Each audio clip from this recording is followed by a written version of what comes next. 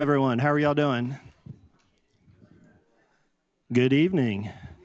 We are going to get started in just a few minutes. We're waiting on one more board member who's having an issue in our parking. Apparently, we are so full, there aren't many spaces. So bear with us just a few minutes and we'll get started.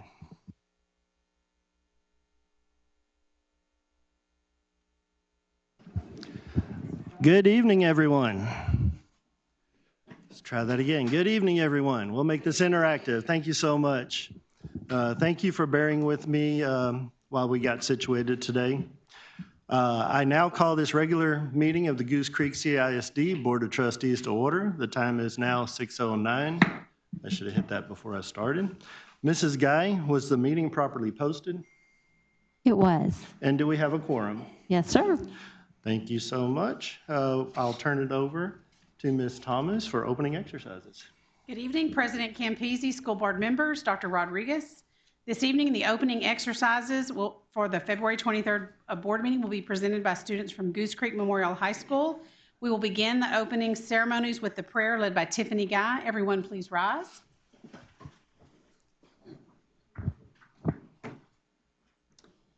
Heavenly Father, we thank you for the opportunity to serve our students, families, and community. Grant us wisdom, unity, and clarity as we make decisions that impact young lives, and may our discussions be guided by fairness, respect, and a shared vision for the future. Bless this meeting and all who are present. Amen. Amen. All right, this evening, the pledges will be led by Goose Creek Memorial High School Student Body President Caden Johnson and Senior President Manthan Moore. Allegiance to the flag of the United States of America and to the republic for which it stands, one nation, under God, indivisible, with liberty and justice for all.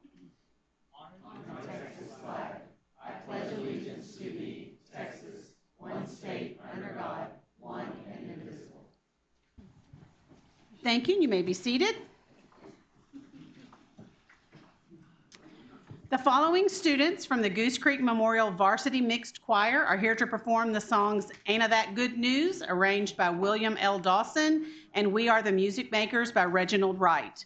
Our students are Angel Andrade, Maxwell Bailey, Jose Barragan, Elena Baruca, Cameron Caldwell, Jillian Coloma, Robert Cutshaw, Mariah Griffith, Lance Henry, Rivimbo Hucho, Janiyah Hutchison, Amara Jennings, Larry Martin, Jalen Mitchell, Lucio Rojas, Reese Ruida, Cora St. John, Anaya Stevens, Berenice Torres, Natalie Turnbull, Summer Vance, and Taylor Williams. And the students are under the direction of choir director, Mr. Joshua John Louis, and Principal Kelly Start.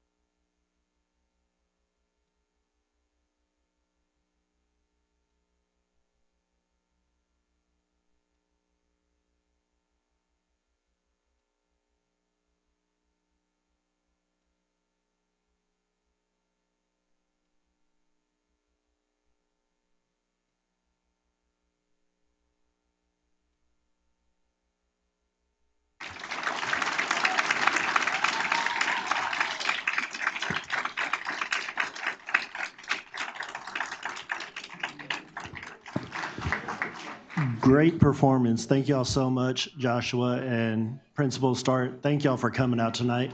Are there any parents of these students in the audience with us tonight? If you are, please stand. Apparently, we all have driver's licenses. But let's give them one more round of applause. They were great.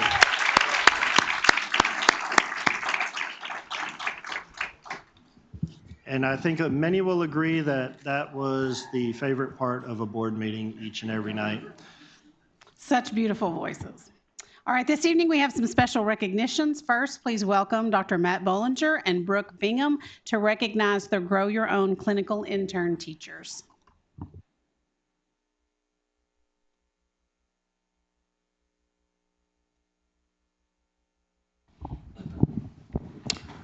Okay, good evening. The Human Resources Department would like to recognize the following clinical student teachers for successful completion of their internship and employment as full-time teachers. Dr. Bollinger? Yes. Let me pause just a moment. I did overlook citizens' participation. I understand we do have one speaker, so let me pause just a minute, go back, and we'll come right back to you. Thank you so much. My apologies for that. Citizens' participation is the time that the board will hear public concerns or public comments from those who have properly signed up to address the board. At regular board meetings, the board shall permit public comment regardless of whether the topic is an item on the agenda posted with notice of the meeting. General public comment is limited to no more than 30 minutes per meeting. At all other board meetings, public comment shall be limited to open session items on the agenda posted with notice of the meeting. Each speaker is reminded that he or she is limited in his or her presentation to a maximum of 3 minutes, which can be further limited or reduced by the presiding officer, and that he or she should respect the confidentiality concerns and refrain from attacking the personal character of any individual student, staff member, or board member in addressing concerns or comments. Pursuant to state law and board policy be illegal, the board cannot consider or take action on concerns at this meeting unless they pertain to an item on the posted agenda for this meeting. Any deliberation or decision on an item that is not posted for consideration at this meeting shall be limited to a proposal to place a subject on the agenda of a future meeting.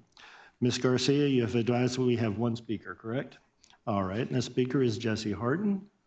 Welcome to the podium, Ms. Harden. You'll have 3 minutes. Mrs. Guy will keep time at 1 minute. She will chime in and say 1 minute remaining, and you may begin.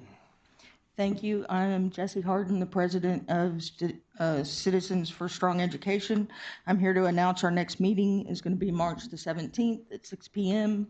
at Luby's on Garth Road. The other thing I wanted to address the board, many citizens have communicated to us about the bullying committee and how the community was taken off the district panel, and they would like to see y'all consider putting the community back on the community panel. And that's all I have to say. Thank you, Ms. Harden. That concludes citizens' participation. Now, Ms. Thomas, we'll move try on. that again. Dr. Yes, we'll Bollinger? take two.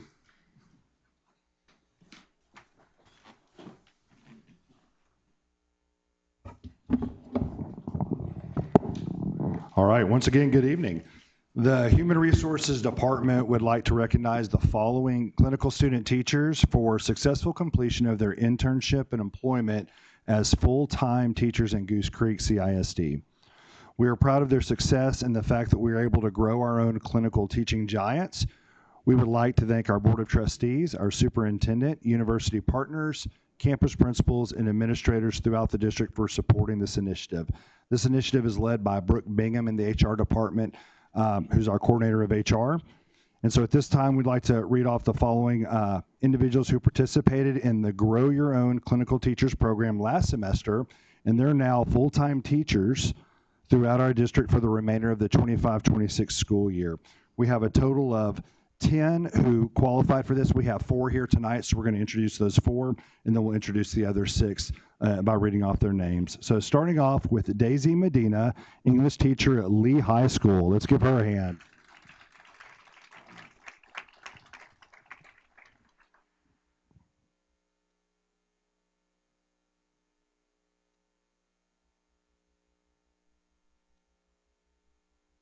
All right, next we have Jay Hobstetter. He's a science teacher at E.F. Green Junior School.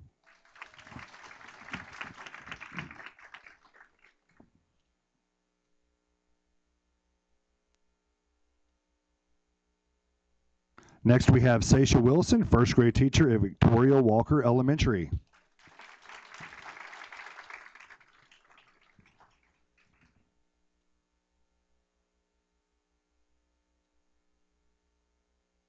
And last but not least, we have Alika Snare, fifth grade teacher at Stephen F. Austin Elementary.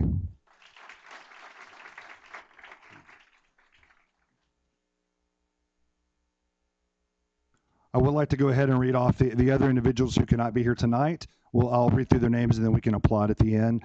Madison Strawn, who's a science teacher at Horace Mann. Alyssa Hernandez, who's a math teacher at Sterling High School. Olivia Patterson, who's a deaf ed teacher at De Zavala Elementary. Sabrina Ocon, who's a social studies teacher at Green Junior School. Shayla Dominguez, who's a fourth grade teacher at Asheville Smith Elementary. And Anna Karen Romero, who's a second grade teacher at Highlands Elementary. Let's give them a hand as well.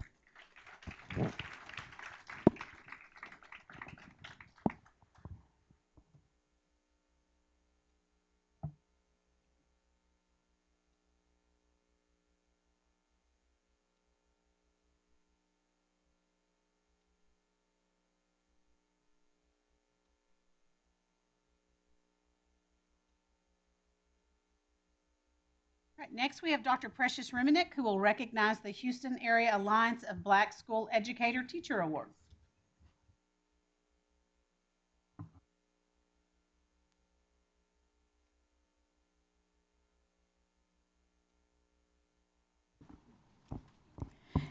Good evening, President Campisi, members of the Board of Trustees, Superintendent Dr. Joe Rodriguez, and members of our community.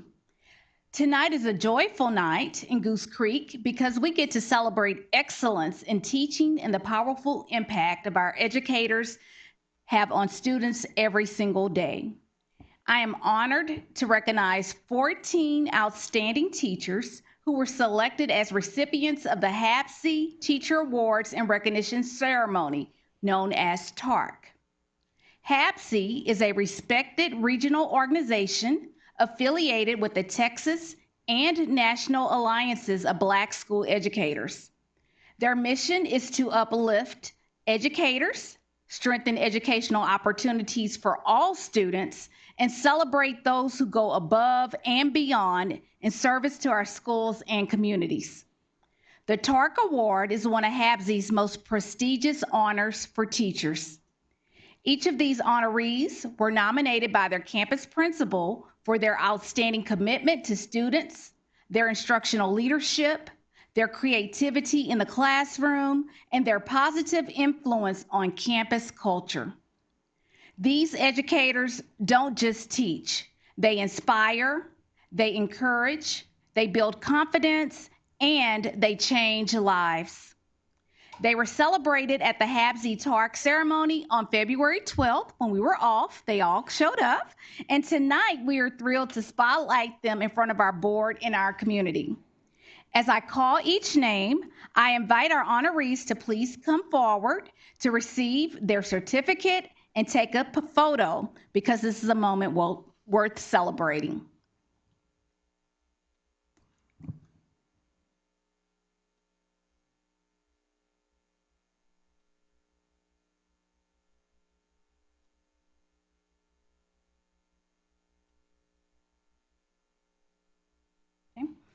From Goose Creek Memorial High School, we have Miss Leslie Heyman.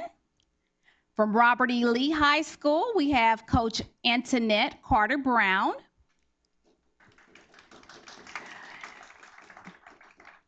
From Sterling High School, we have Miss Melanie Nichols. Representing Impact Early College High School, we have Dr. Karita Curry. Representing Stewart Career Tech High School, we have Hewley Hujardo. From Cedar Bayou, we have Tangela Prentice.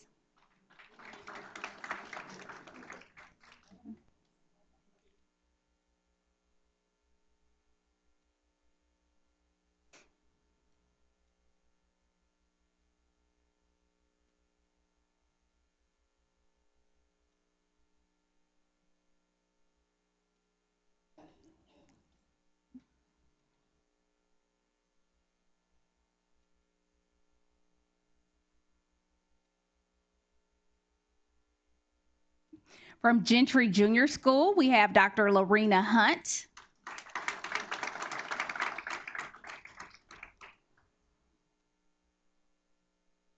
Representing Horace Mann Junior School, we have Dr. Jaquel Adams.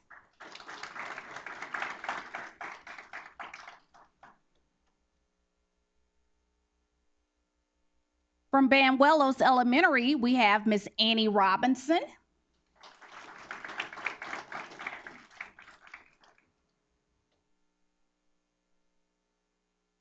Representing Carver Elementary is Sharika McLean.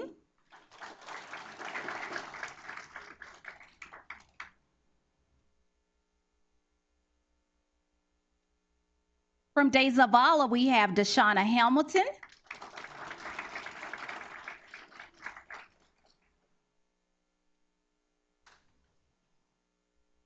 From Travis, we have Kimberly Anderson.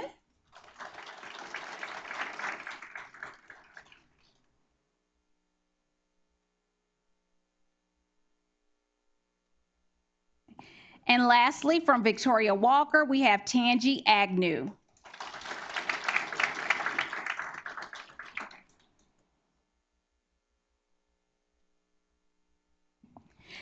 Thank you, board members, for your continued support of our teachers and students. These educators represent the heart and excellence of Goose Creek, and we are proud to honor them tonight. Thank you.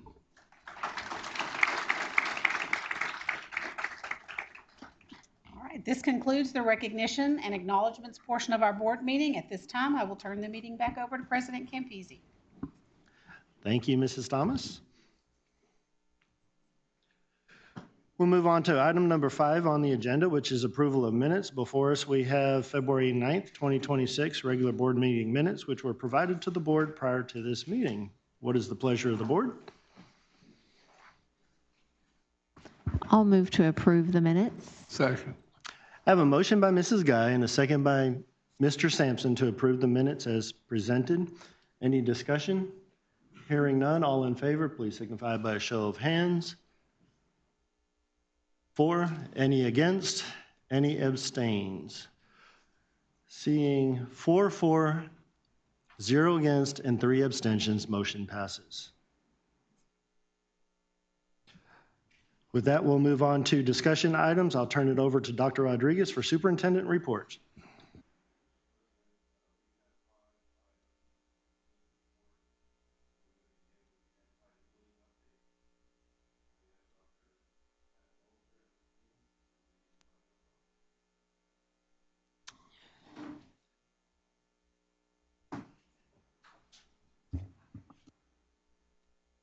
We skip some.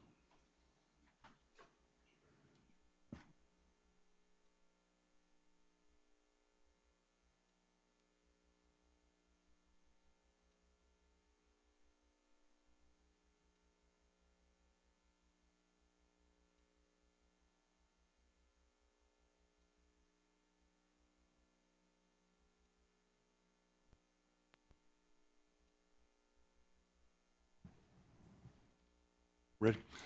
Okay, good evening, Board President, Mr. Campisi, Dr. Rodriguez, Superintendent, and board members. Tonight, we're here to give an update on the Anti-Bullying Committee. And so we'll go ahead and introduce ourselves just to make sure that everyone is familiar. So again, I'm Matt Bollinger, Assistant Superintendent of Human Resources, and we'll just go down the line here. Good evening. Again, my name is Precious Remenek, and I'm the Director of Social Emotional Learning and Student Wellness. Sandy Conklin, Area Executive Director. Carrie Smith, Director of Student Services. Kendall David, Executive Director of Community Engagement. We'll begin with our purpose of the Anti-Bullying Committee. And the purpose is to ensure a safe, secure environment for all of our students to thrive. We want to ensure that we foster community, workplace, and school collaboration.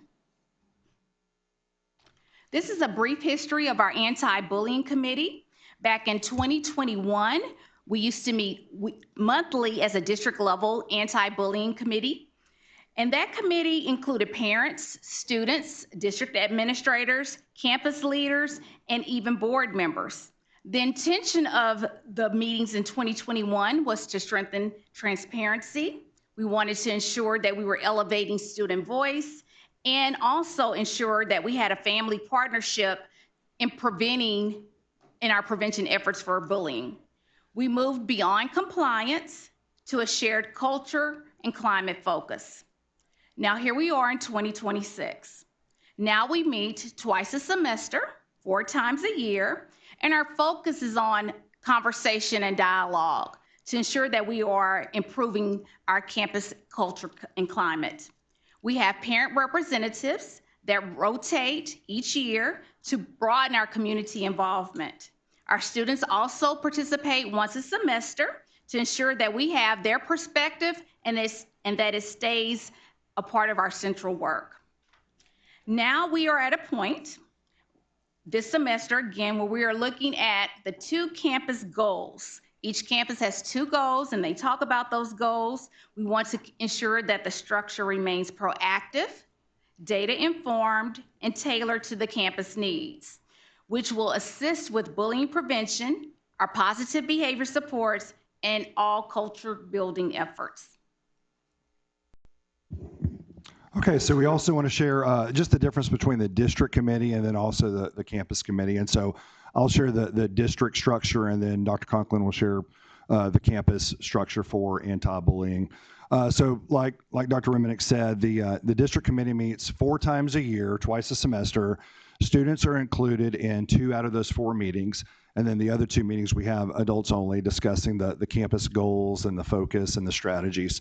The district committee makeup is here on the slide, but just for good measure, I'll read it. We have a student representative per campus. And so for each school, we have 1 student that's on the district committee. Now that's different for the campus committee, but for the district committee, we have 1 student. So we have about 30 students on the committee.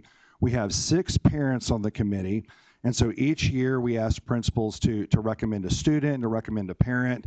And then we have 6 parents, 2 per feeder pattern.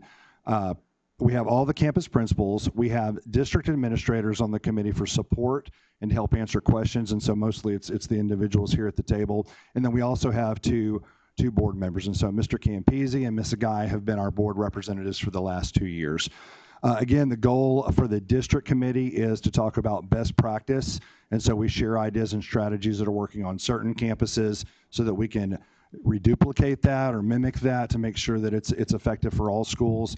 Also, we look at district data and trends. If there's any concern or any issues throughout the district, we talk about that. At our last meeting, we talked about safety. So that was a topic of conversation. And then also, when we have our students at present at the meetings, we have roundtables where they provide input and feedback to help give us insight on what we need to do differently or how we can strengthen our focus and our efforts. All right, our campus committee is structured very similar, but they do meet monthly in conjunction with the PBIS committee. And there's 2 students per grade level. We also have 1 parent representative per grade level that's selected by the campus principal. Sometimes it's through PTA, sometimes they send out a Google form. Campuses do it many ways, but they select a parent representative for every grade level. We also have teacher representation, and then there's a campus designee. Typically, the principal or the assistant principal is the leader of those meetings. The goal of those meetings, as stated by Dr. Bollinger and Dr. Reminick, is to really work alongside teachers and staff for prevention efforts to discuss how climate and culture is going on the campus. And then there's 2 specific focus areas that they are working on at the beginning of the year, and then they monitor the progress of those focus areas throughout. And then those particular students are typically the ones who then move on to the district and serve as our student reps for the district level.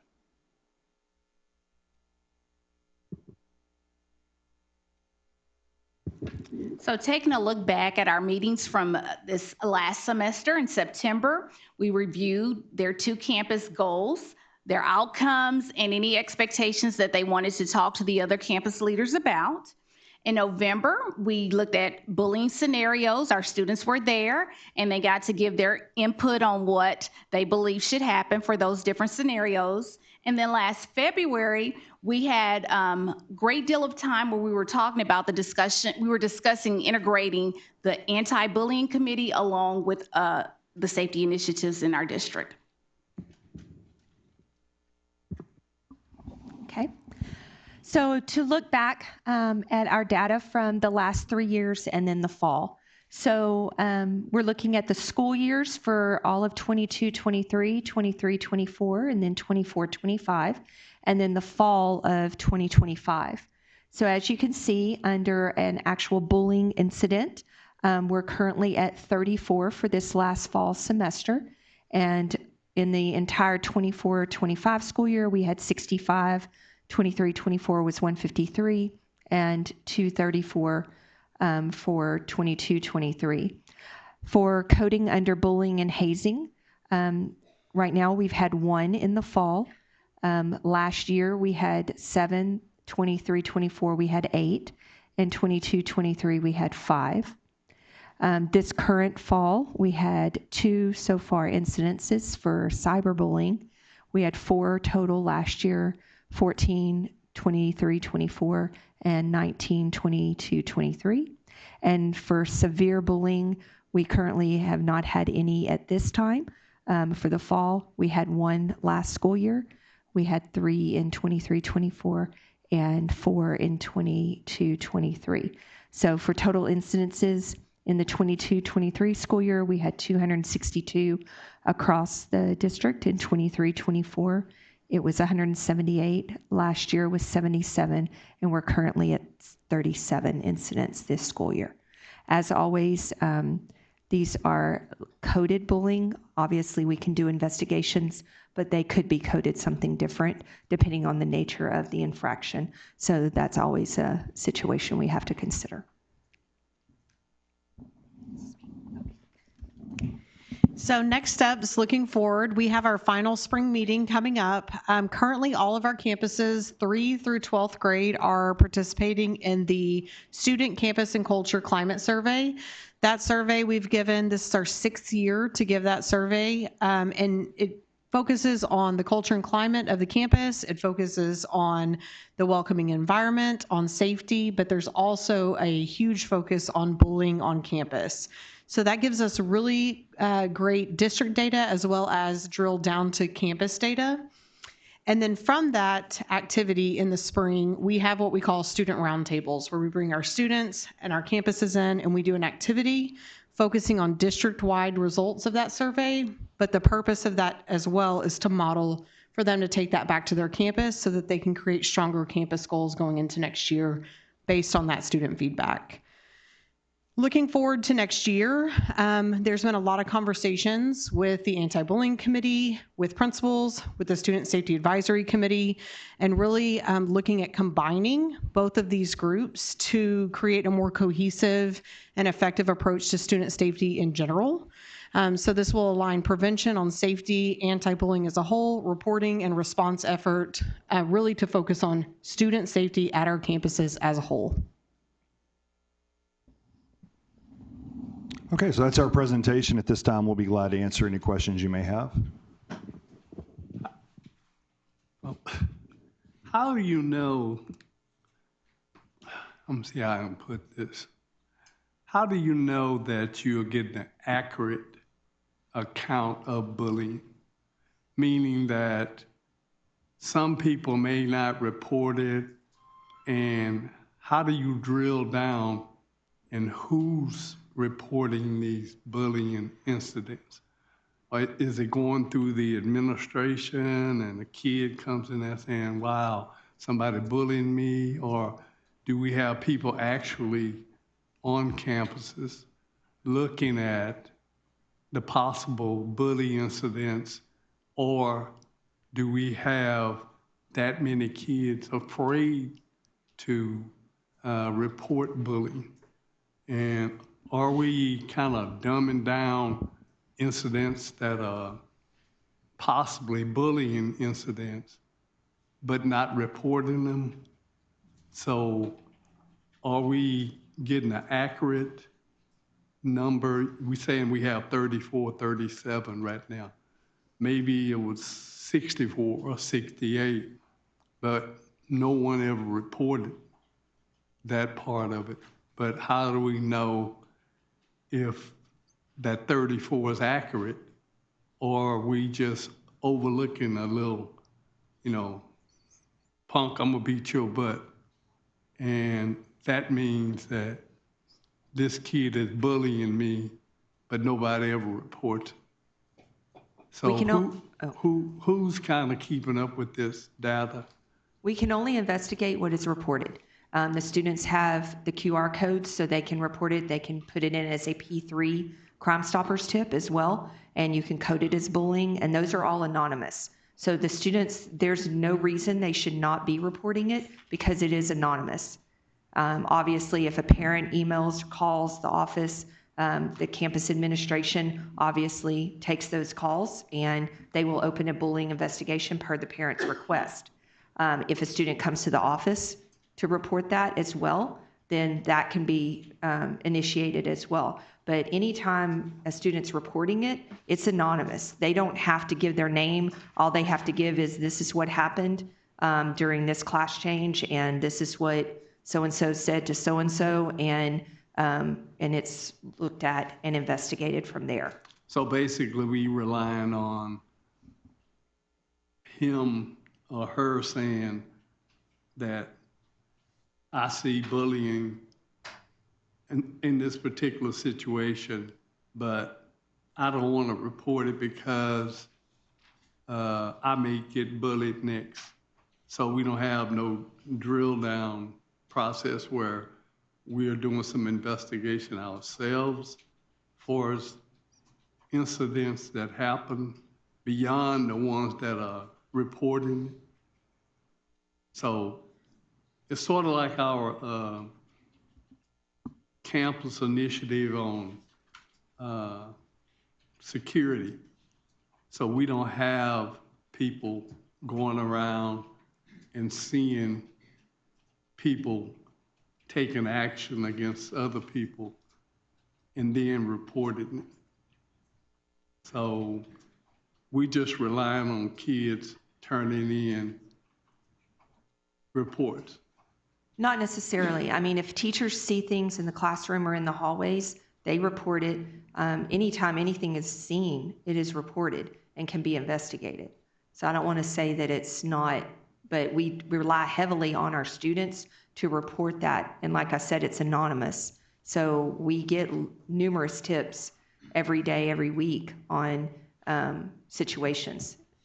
And as they're looked at and investigated, then it's determined. And I'm going to jump in.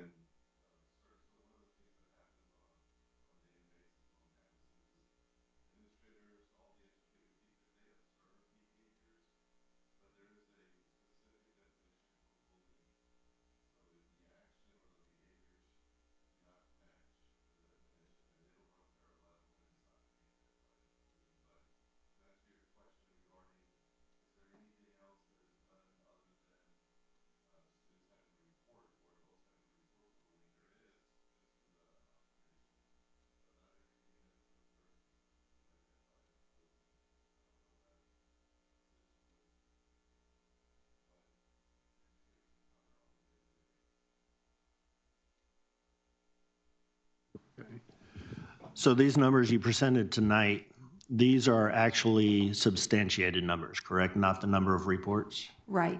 Okay. Right. I think that's important to note. Y'all have investigated a lot more than what we're seeing. Yes. This is not the number of tips that came in or complaints. This is what was substantiated and found to be in one of these categories. Yes, sir. But may not include something that was coded in at a higher level. Right. Okay. Or that we could not consider due to the nature of the fact that there was other factors involved and there was another side to it that maybe everyone involved had an issue and needed to be addressed. Right. 2 years ago, I asked a question very similar to Mr. Sampson's, and it's how are these students reporting and how do they know that they're safe to report? And you mentioned the QR code. Can you touch a little more on that? Where are these QR codes available?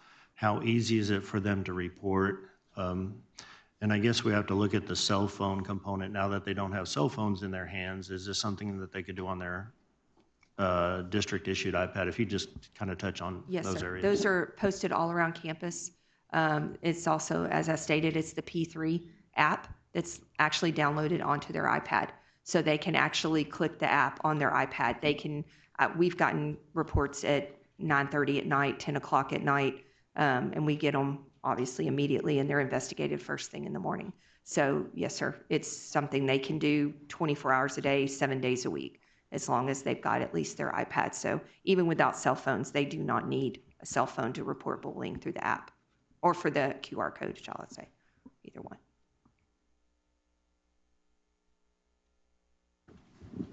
Any more questions from the board?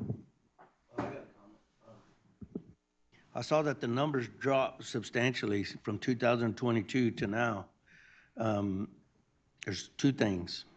One, we're doing a good job, or two, they're afraid to report what's going on in the classroom or in the hallways or in the bathrooms. What do you credit the drop in numbers to? I think it's exactly going back to the slide that shows the progression that we've had over the last 4 years, or actually since 2021 when we started. And I do believe that the kids are comfortable in reporting based on the reports that we get, and they're open and honest. I mean, they're open and honest with what they're reporting. And I believe it has gone down because more kids do report, and when they do report, it's handled.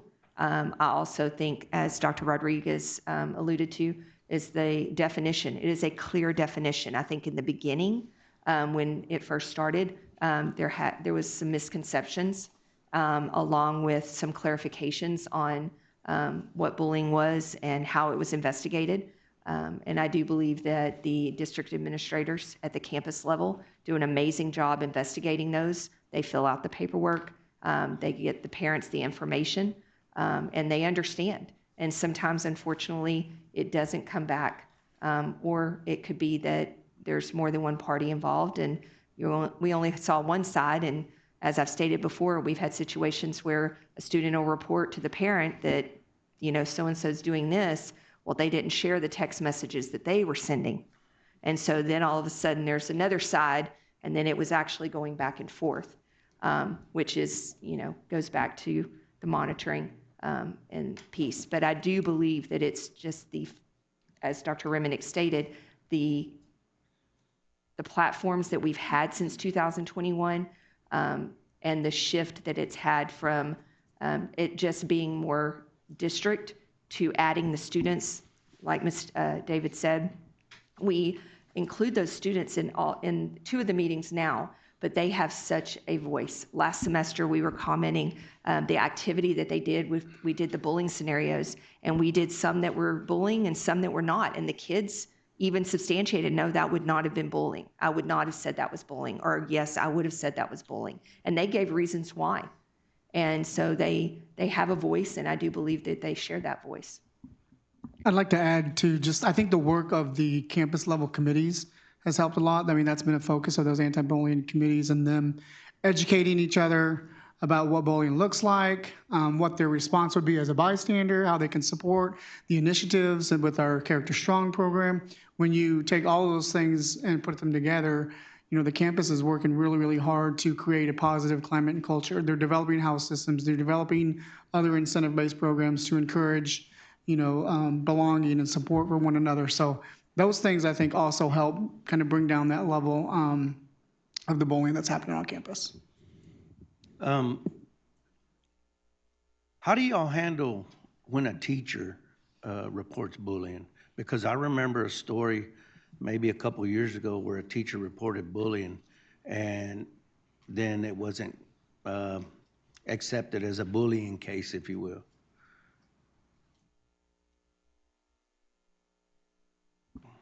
It's investigated like all others. So the campus administration investigates it.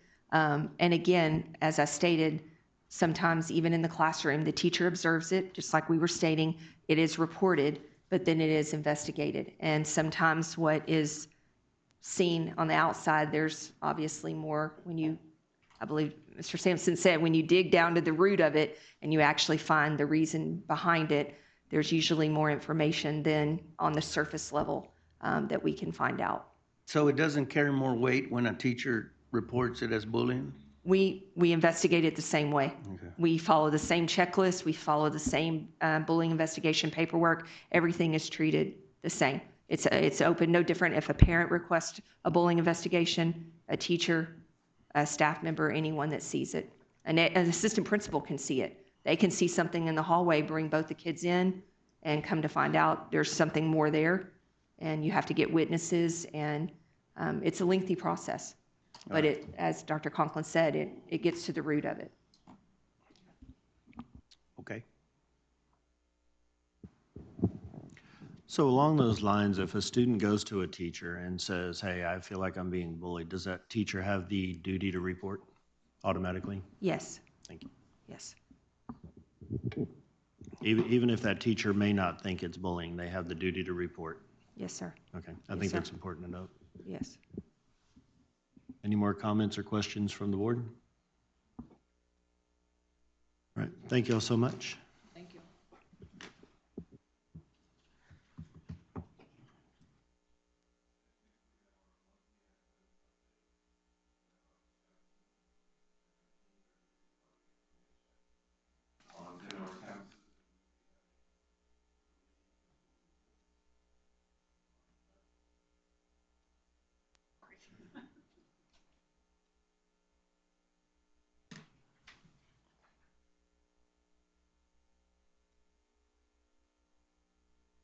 Dr. Jackson, what a ring.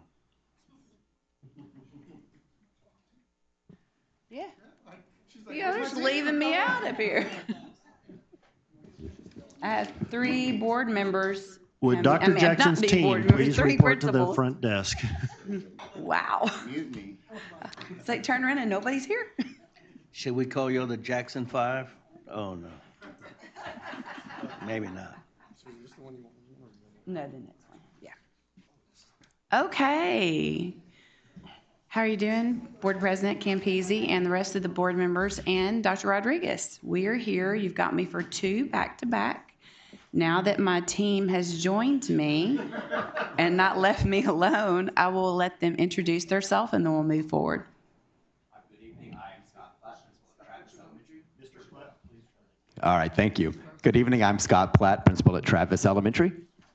Shauna Prentice, principal at Stewart Career Tech High School. Jonathan Kirksey, principal at Gentry Junior School. For the record, introduce yourself, please. For the record. Sandy Conklin, Executive Director. Kevin Foxworth, AED. And our core team of 10 principals, can I have them stand in the back and be recognized as well?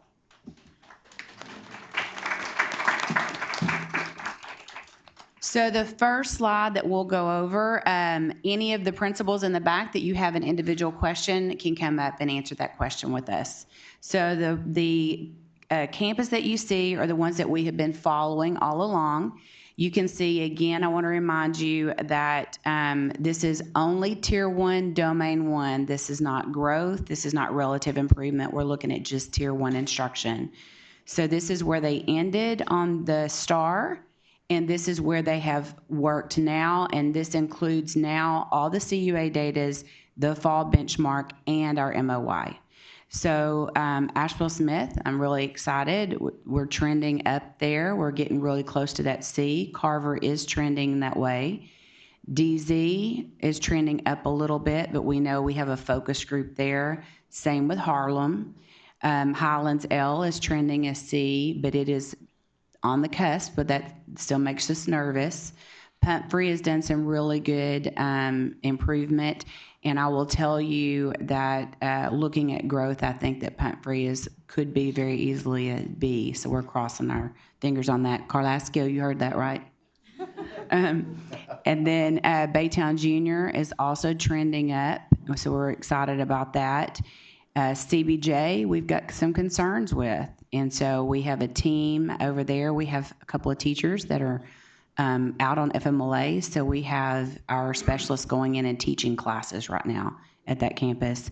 The same with Horace Mann. We've put all of some specialists from our M&M department and also our CNI with English and math, and they are also teaching classes over there, and their TLC is teaching classes as well. And we have worked out a plan with the M&M department to do some extra support.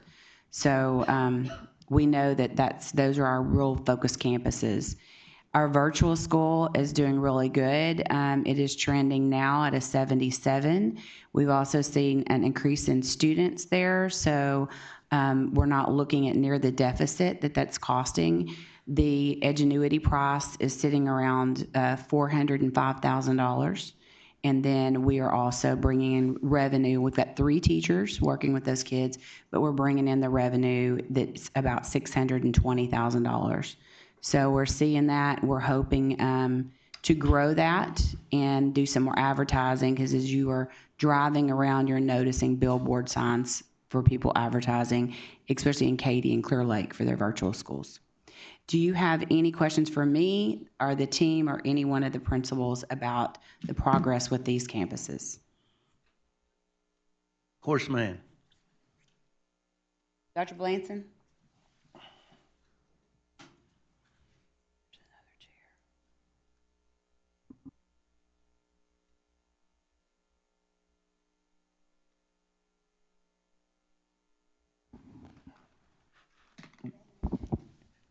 If I had to be concerned about most of these schools, Horseman would probably be the one that would give me the most concern, because I don't see any progression. Not to say that it didn't happen, I'm just curious as to why. So currently right now, our focus is on math. We do have a plan in place to address some of the issues with math. Also with the M&M department, we do have individuals coming into our campus providing the instructional support to close some of those gaps that we have. So we do have a plan in place. We're working our plan that we have. We're monitoring. We're making adjustments when needed. Okay. How's it with your staffing there, your teachers for your core courses? Have you had those in place, or that's lacking for you? Could you give me a little bit of insight on that? Yes. So our staffing is really good. We do have staff in place. The area of focus in math, we do have our teaching and learning coach teaching in that spot. So our kids are not missing the instruction. But like I said, we do have a plan. We are monitoring the plan. We're making those necessary adjustments. But the most important thing is making sure that I support our teachers. They're working really, really hard. But once again, like Dr. Jackson stated, it doesn't show the growth that we have. It doesn't show how we compare to other campuses that look like us. And so with that being said, I am very hopeful and I'm very excited about how we're moving forward academically and closing those gaps. On part of your plan, do you have like before school, after school tutorials for your students? So for the math department, we do have in-school tutorials. So what we're doing is we develop a schedule where we have our targeted students based on our accountability training last week. And we're meeting with those students during school, lunchtime, after school, before school, and we're very targeted and intentional with those students.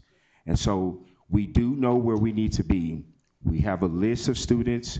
We know how many points they're away from the start to getting that meets or master's level.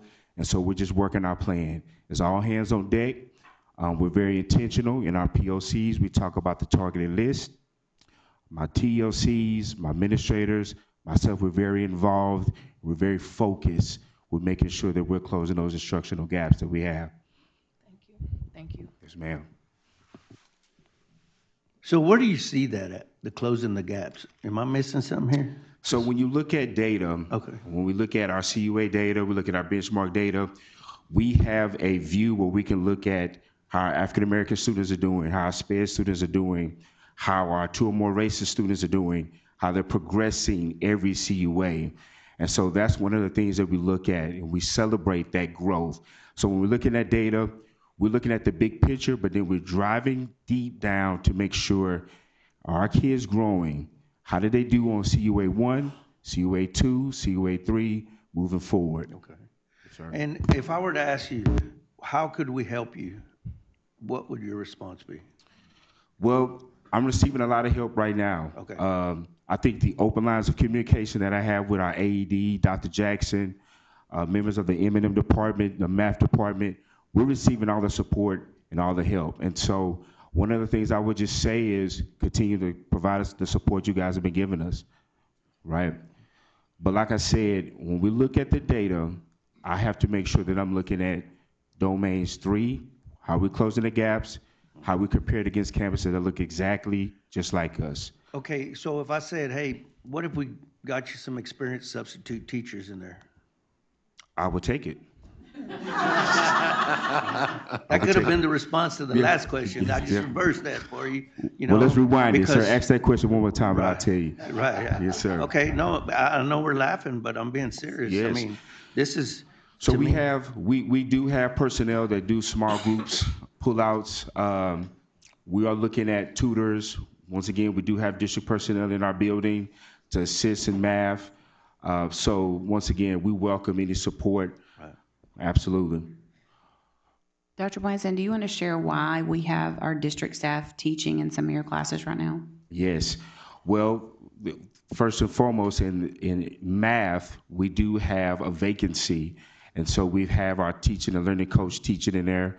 But in 7th grade math, we also had another vacancy, but we have 2 people coming in from the district to provide that instructional support. And so once again, we're getting the support. We just have to continue to work the plan, monitor the plan, and then make those adjustments. And it's communication that I have with our AD, Dr. Jackson, members of the CNI department. Hey, this is working. What do we need to do to continue this momentum? Hey, this is not working. We need to cut this out, and maybe we need to add some other resources. Okay. And I'm not criticizing, I was just trying to Oh, find out. yes, sir, I understand. And understand. I understand. What the situation is here. I just want you to know that. No, sir, I understand. So when I present this to our staff, I have to present it in a way where they know the work that they're doing is, you know, they're making progress. And so I have to look at all the data in totality when I present this to the staff. I have to be very intentional. I got to make sure they stay motivated. I have to make sure they stay supported and stay focused on the goal. Okay.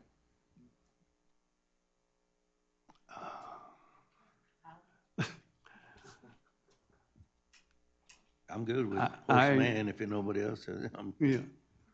I'm just looking at spring 2025 and 25, 26, and then in the middle, but I see all these on one, and I see progress 25, 26, but I'm looking for more growth, not a little. You know, 1 grade is good, but I'm looking for more. You know, it's like I'm on this hillside and I'm trying to reach your hand, but I'm just a little bit short. And I'm looking for a little bit more. And we made some progress in some of the schools, but we need to know what do we need to be at the next level. You know, just like Mr. Renteria said, what do we gotta do to be at that next level? And that's my point, is that, you know, we made some strides, but, you know, not trying to pressure anybody, but I'm just looking at, hate to say it, some of them look like my grades when I was in high school, so. Well, Mr. Sampson, we hear you. What we would like to see is a 10% growth. If you're at a 65, we're really pushing for a 75. But we also know that we need to be at a minimum of the state standard. So we're all feeling that sense of urgency. We had our directors meeting today with CNI, and that was the conversation through the whole meeting is what do we need to do to give them every support we can to push them over the hump. So, you know, when I talked to Dr. Blanson, I guess about a month ago, it was like, what do you need? So we're going to incorporate the math department, the English department, the M&M department. We're going to give every resource we can to get him over the hump. He knows our goal is, at least at that campus, we want to see a C. We want to see a C, but you are correct. I have high expectations for Pumphrey And for several of these campuses, that when we see the comparison of how they compare relative improvement, that we will see a bigger growth than what you're seeing right now. But Yeah, that is our goal. I'm just trying to see, I want high expectations. In other words, from the top to the bottom, teachers, even from students. I show my student, hey, you made a D. What are you going to do for me this next term? But that's all I'm asking for is, I'm not a teacher. You there every day. Do the kids want to? Are they motivated? And if I pull you off to the side and say, how hard are your students working? Are they motivated? And I may get the truth. They don't really care. But we got to continue to care because that's our job, to motivate them, to push them, continue to push them.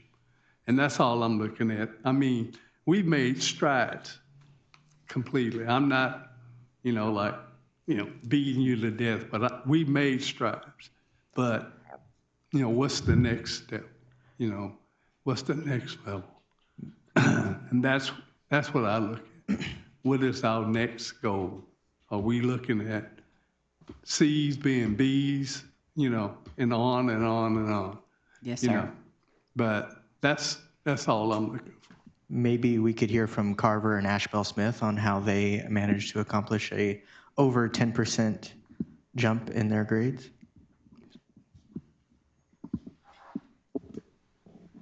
And while the principals are walking up, I also want to remind the board and everyone else in the audience, you are looking at a comparison of 2025, that is one academic year. Right.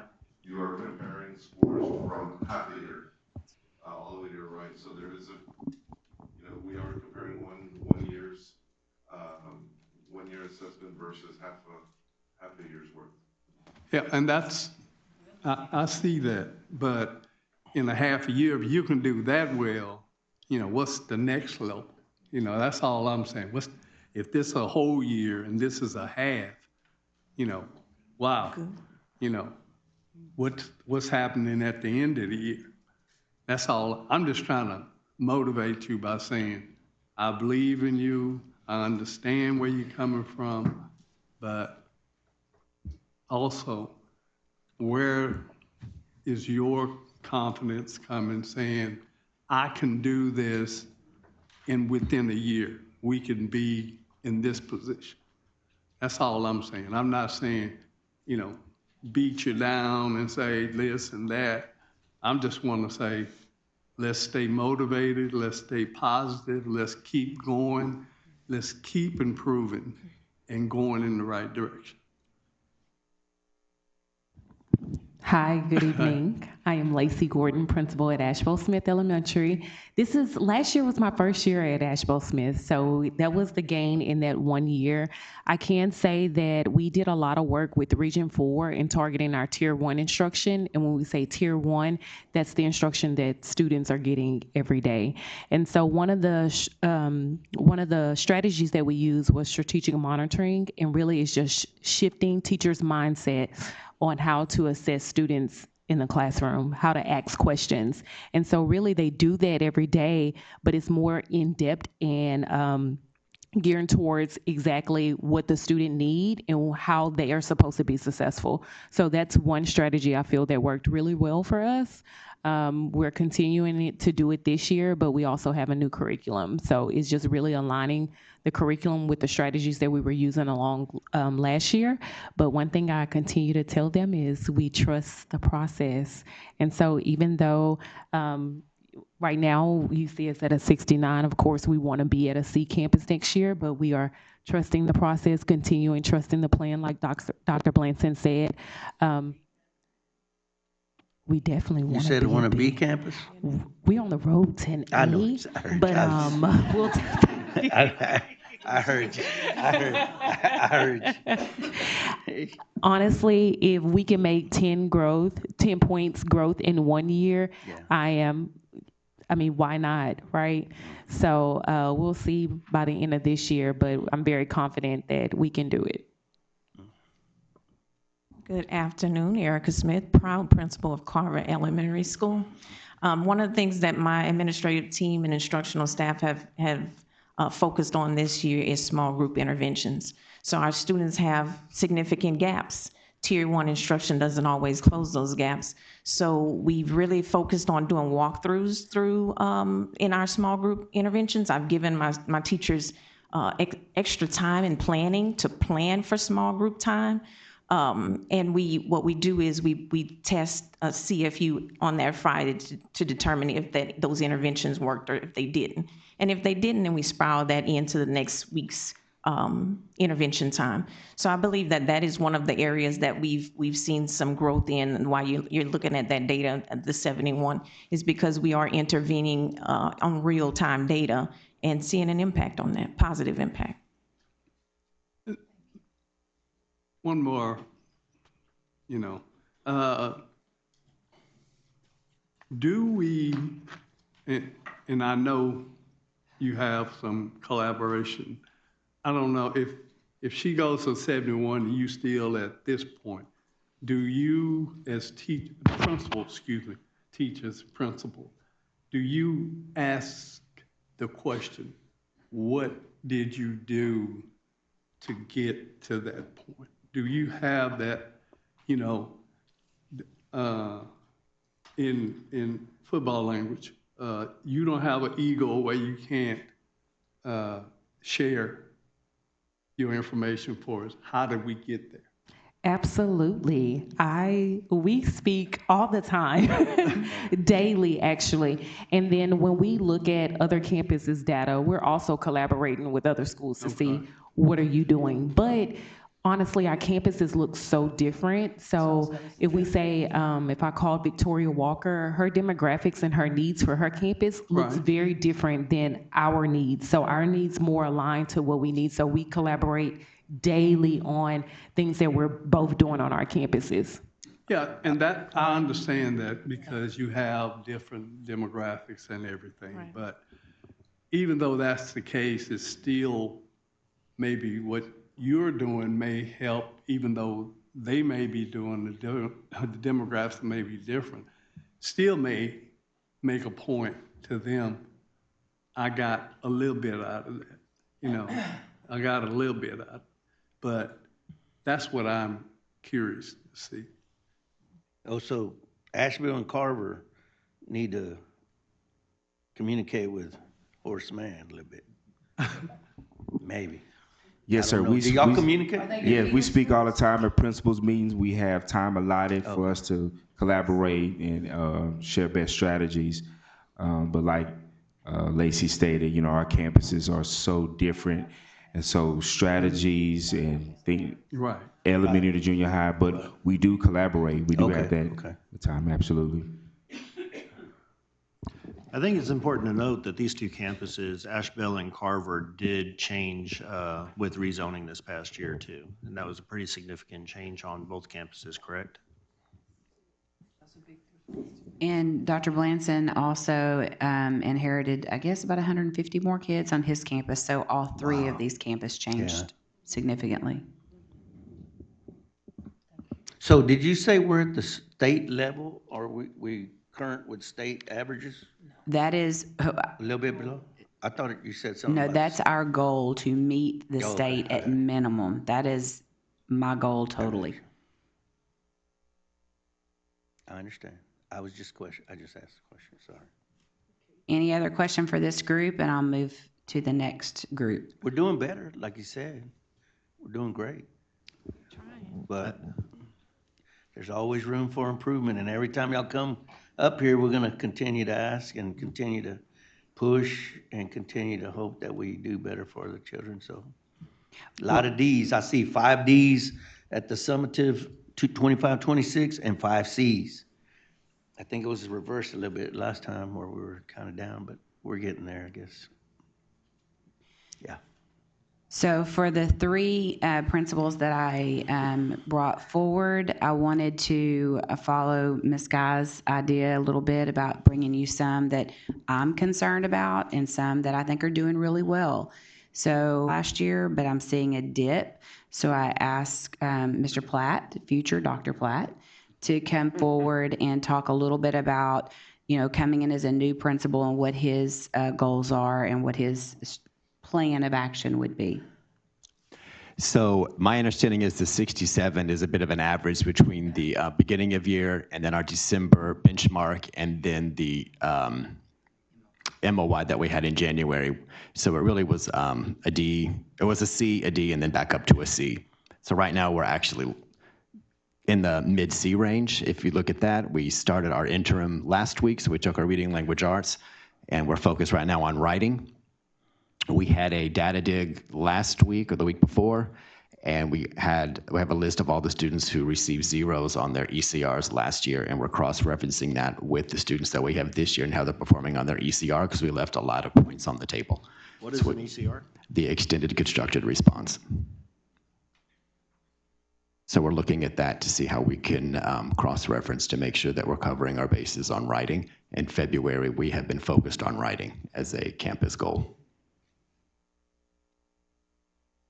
What's in numbers? What was your goal for? We are looking at, we definitely want to maintain the C, but we also, in our conversations, are a B campus. We have the talent for sure. So 70? 70 would be a C. Right. So we're looking at 80. Oh, okay, okay. Yes. I like that. Are the kids writing on their devices to practice the typing portion? Yes, they are writing on their devices. How many of those, is there any way for us to know who makes a zero because they type like me and Howard? Well, I don't know how you type. Okay. One or maybe the two. Columbus we just method. see the end result, but what we can do when we are looking at their extended construction responses that we're looking at right now from the interim, the teachers might have some information. So when we look at the zeros, we can see how they're typing, and we've planned 2 more extended constructed responses to in March so that we can triangulate our data and see where they are, and we can certainly take that into consideration. Okay, so I will now move it to Gentry. Another concern, we see a dip there, and so I have asked Mr. Kirksey to come speak about his plan. All right, so yes, you do see we were 73 last year in Domain 1, and pre-MOY maps, we were trending for a 74, and then MOY maps came in and dipped us down. So 2 things I want to talk about. We do have a GLOW, which isn't reflected in that. When we dig down, our 8th grade social studies team is really performing well. We had 10 points of growth at approaches and 12 at meets on the STAR test from 2023 24 to 24 25 last year, and then currently on our benchmark we reflected even more growth to where we are actually beating the state. If the benchmark was the STAR test, we're ahead of the state average by 7 points in approaches, 1 point in meets, and 2 points in masters. So I do want to at first reflect on that because there's strong instructional alignment with my 8th grade team. They're very effective and collaborative inside of their PLC.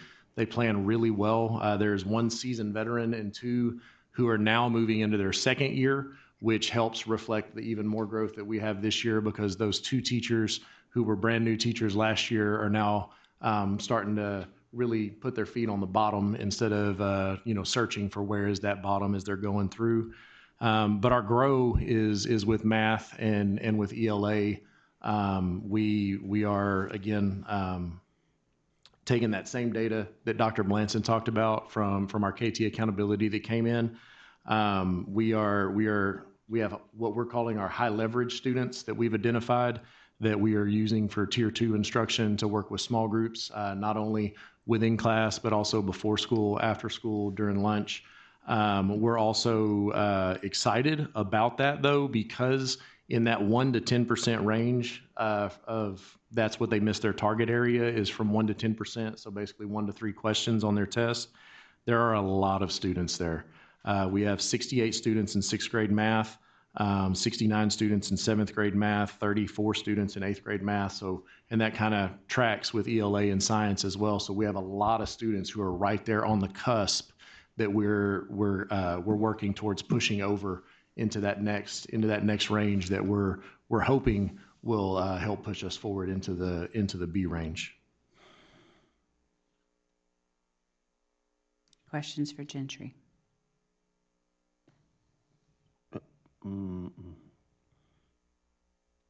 Not for Gentry, for Stewart. Stewart, I really want to. I brought Stewart up here because I'm very excited. I made a point, if you could see, that she was last year a 74 without CCMR. We all know that our college and career readiness really boosts those high school scores. And so she was a 90 with the CCMR, but what's very important is you focus on that 74 because currently she's trending at an 85 without CCMR, which is an 11-point increase. So I wanted to highlight Ms. Prentice and the work she's doing. So our GLOW is our English department right now. They're doing a phenomenal job. They're exceeding our campus goals for STAR. But not only that, they're pushing the campus as well in regards to English. So I had an amazing principal who taught me that every student who walks on the campus is our student. So I have an amazing staff that has adopted that as well. So when I say my CTE teachers are doing writing in their class, they're doing writing in their classes. So when we dug into the data at the beginning of the year, what we realized was with the short constructive responses, the SCRs, that there were a lot of zeros on our campus. And so as a campus, we looked at that. Every content specialist took a second and looked at it, and we said, what can we do as a campus to eliminate zeros for our short constructive responses? And we've had 2 writing initiatives on our campus where the teachers have to actually submit student artifacts so we know that they're doing it, but also tell us so we can drop in and do walkthroughs during that time. So when I say I go into automotive and they're doing short answers, they're doing short answers. When I go and do a 45 in culinary, at the end of whatever they're doing a short answer. So it's an initiative that the campus is doing. And I think that's a huge result of our success that we're having in the ELA and eliminating those zeros on the short constructive responses. Our GROW, because we still have room to grow, is our Algebra 1 meets to masters and our biology all around. We've struggled in biology, and so we've teamed up with Miss Emily and Miss Rachel. They're coming on campus. They're giving our teachers enrichment activities for our students because that's a huge issue with us. Our teachers, some of them are very new, so they don't understand how to push the rigor. So that's where I've challenged our C&I department for biology is to help my teachers push the rigor in the classroom. And so they've been doing that, and we're very appreciative. And so that's our biggest area of growth, is getting those meets to masters up in those 2 subject areas. Any questions for Ms. Prentice? I don't really have a question for Ms. Prentice, but I just have a question in general. So 2 of these campuses have made comments about zeros on written responses. So is that a common theme across the district that we're seeing? Yes, we disaggregated that data and realized that was a common theme. So Sarah Flushy back there? Sarah, right here. So that has been the focus of our entire C&I department in the ELA, but she started this. Yeah. She kind of started this initiative, so I'll let her share and Dr. Lawrence share exactly where we're going with that as a district. And also, like, if you can tell me why you think that happened. Yeah, thank you for that question. So the extended constructed responses shifted. We had, and you've seen it pretty much 4 times in about 7 years, where the state has moved the goalpost around extended constructed responses, and it's definitely for the better. Like, the students were writing like these personal narratives that just didn't prepare them for academic life, for college, for anything that really would be true to what we do. I mean, when's the last time you had made a diary entry? It just wasn't real. And so then the state changed and they moved it to informational writing, but it was still informational writing from a place of schema. Like they were saying, write an essay explaining why fourth grade matters to you. Well, it was good, but it was schema-driven writing. And then the state changed again, and they made it what is better now, what we call the ECRs, the extended constructed responses, and those are rooted in text evidence. And that's the real type of academic writing kids should be doing.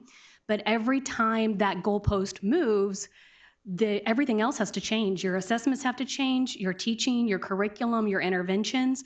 And so it's not necessarily that Goose Creek was doing bad and getting a bunch of zeros. Statewide, the state average was 50% of kids were getting zeros on this constructive response that's worth 10 points. It's worth approximately 20 to 25% of the points on the RLA test, depending on the grade level. And so we got back data a couple of years ago to just show, wow, statewide, writing is a problem.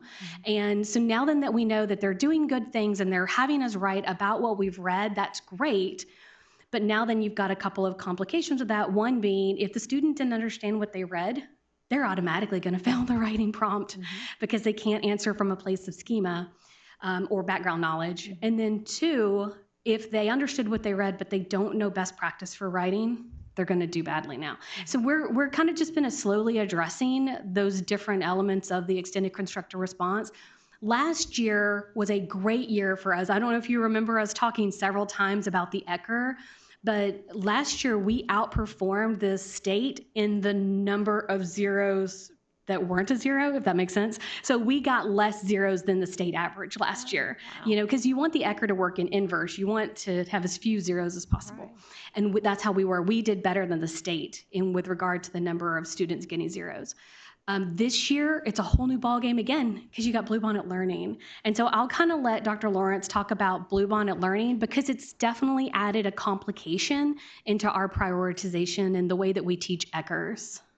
All right, so a couple of things for me to address here. First, if we go back a few years, our writing was tested as an actual written response, primarily in 4th grade, 7th grade, and again in high school. Writing is now assessed 3rd all the way up. So there has to be a shift, and there has been a shift here in prioritizing writing across grade levels and across content areas. Now, when it comes to Bluebonnet Learning, we do have a new curriculum that we have put in place, and embedded within that curriculum, we have a knowledge building curriculum. So what that means is that we are building student knowledge bases around text, and students are then responding often in the short constructed response format as we develop them in writers through other types of writing as well. For example, our 4th graders recently wrote an adventure story. And we have a lot of opportunity to build writers through these other types of writing as well. Well, as we continue to build these writers through that type of writing, we then have to be able to apply this to the extended constructed response. So we may learn how to develop our voice through our adventure story and then have to apply that as we move forward with our extended constructed response. With all that said, our students are writing more than they ever have. With the curriculum in place, they are having to respond more deeply than they have to in the past.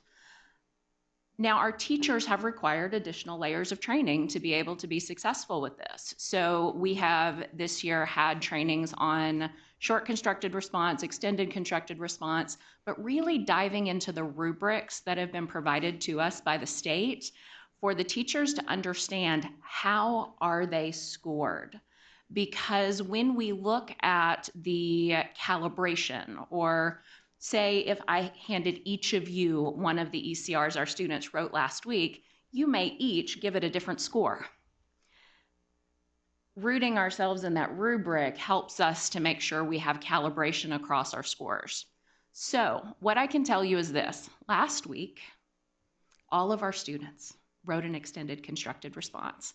My team and I, these principals I imagine as well, our TLCs, our teachers, we are busily scoring ECRs this week.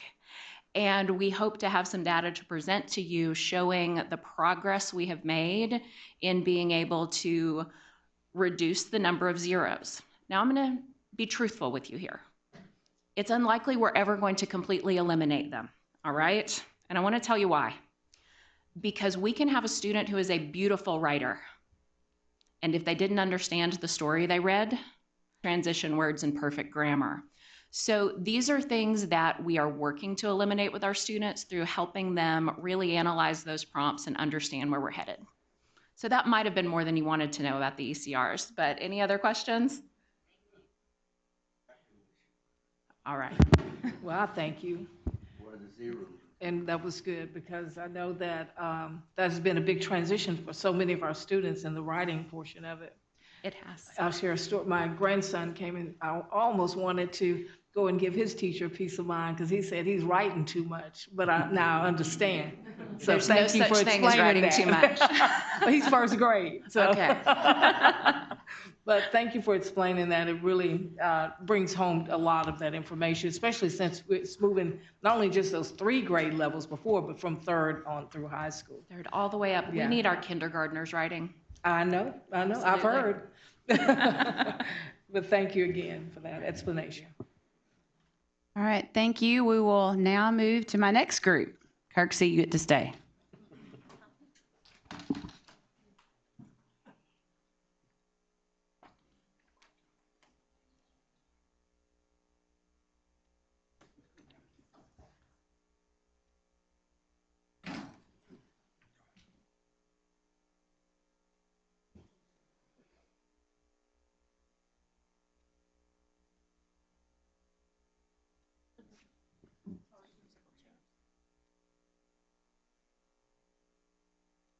Okay, I'll first, we're going to start into our presentation over what a 5x5 proposal would be, but I want to let everybody introduce themselves first.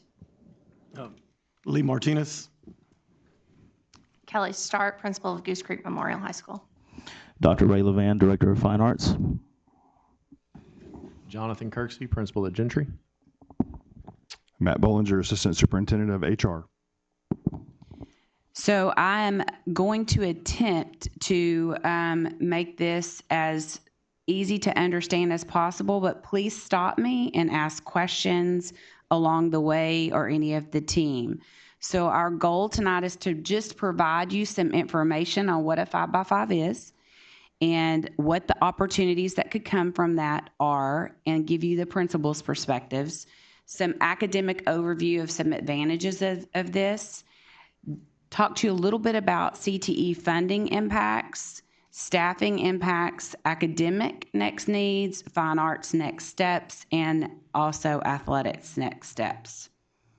So first and foremost, what is the 5x5 schedule? It's just a master schedule that models a college schedule. Students take 5 courses and complete the course each semester. The class meets longer than a typical class, around 80 to 90 minutes, 5 days a week, 5 classes, 5 days a week, 1 semester long. They earn a credit. I take Algebra 1. I start in August. I finish Algebra 1 in December. I get the year-long credit. I'm in that class like a college schedule. At the end of the semester, I switch to 5 new courses, allowing each student to complete 10 credits in a single school year, 40 credits overall in the 4 years. So why would we do this, and what does it do? Well, it allows a student who needs 26 credits to graduate, currently we offer 28, to have 40 opportunities. What does this mean? Increased participation in fine arts, athletics, and electives.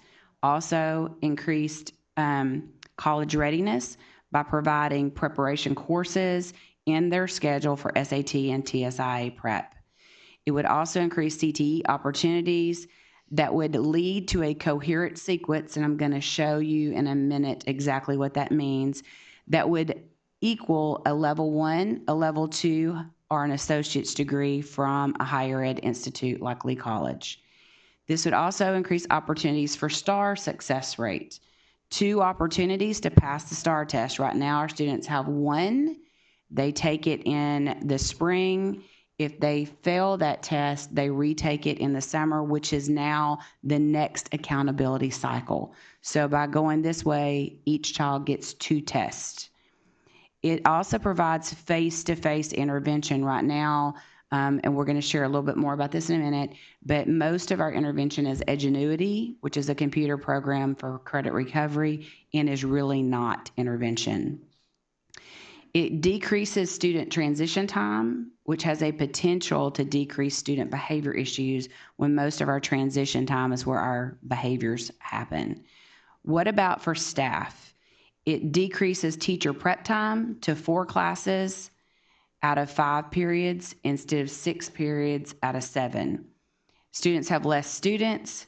A typical high school teacher would be scheduled for 174 students, but with this one would have 116, and that's at the 29-to-1. And so that would be about 58 students a day less students the teacher is grading and preparing for. Also, most importantly, it gives us opportunities to really ensure our students are taking the TSIA and passing it, or if I'm that student that's really accelerated and doing better, that we really put in some prep for SAT. That's an assessment we provide? Yes. We are a testing site for TSIA. We are an approved site for SAT and TSIA. So the first thing I want to go over is this is the current accountability for college and career military readiness. This is for this year. So what I want you to notice is that a lot of people misunderstand CCMR and outcome bonus. So I want you to think of them as 2 separate buckets. CCMR is your accountability. That's what we're looking for when we're looking for those A's and B's. So if you look at the left side, the very bottom, you'll see a college prep English and a college prep math. What that is the state approved these 2 courses to be taken their senior year in high school, and if a student has not been successful on TSA or SAT, then they can take this course, and it basically gives them the ability to go on to Lee College without having passed the TSA. It's like a waiver. The thing about that college prep English and college prep math course that I'm going to talk to you about in a little bit is this is the last year that we can count that to CCMR. So when the state removes something, you must get ahead of the game and say, well, what will that do to our accountability? So if you look at it, this is what it does, and I very much have to see it by data. So if you look at 23, this is the students who earned their CCMR point only through college prep English and college prep math. So you will see, if you look at Goose Creek Memorial, 56%, 24, 48%, 25, 46%. So what was their CCMR with that? They would have had a 98 for their composite score for college and career readiness. But if you took the 46% of those kids out, it drops their CCMR to a 66. What does that do to their grade? Because we know that we have accumulation of so much in domain 1. So that's usually our high schools get their accountability off a relative performance, which means that 50% of their grade is this CCMR accountability. And so it actually would drop GCM's grade from an 86 to a 78 last year. That's significant. If you look, though, at Stewart and Impact, it doesn't affect their grade at all. Why? Because they're focused 100% on getting those kids an associate's degree. They're focused on TSA. They're focused on level 1, level 2 certificates. So you'll see when I bring the new accountability up, it doesn't hurt them because they're not putting that in. That's not all their eggs in that basket. But the traditional schools, you can see it does significant changes on their CCMR. So I'm going to give it to Kelly now because she has led both schedules. She's been at the schedule where basically this 5x5 was pretty much what they were doing at Stewart Career following that college schedule, and now she's at a traditional school. So Dr. Jackson spoke a little bit about how we are testing now. So we test in the spring, and that's when those grades hit us in our accountability for this specific year. And then we retest again in the summer and in the fall, and then that affects our next year's accountability. So basically, we're hitting 2 years of accountability with our retesters. So actually have intervention face-to-face. So she talked a little bit about Edgenuity, and we'll talk a little bit more about that piece. But what you're seeing is that students are just retesting without very much hands-on face-to-face intervention.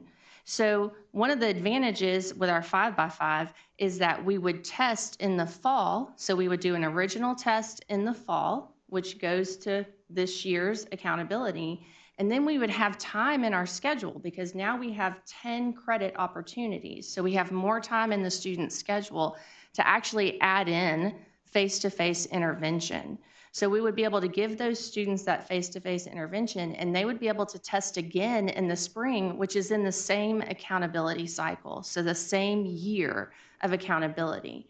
So we're not having that student retest and it affect 2 different years of accountability. They have that 2 test opportunity in that 1 year.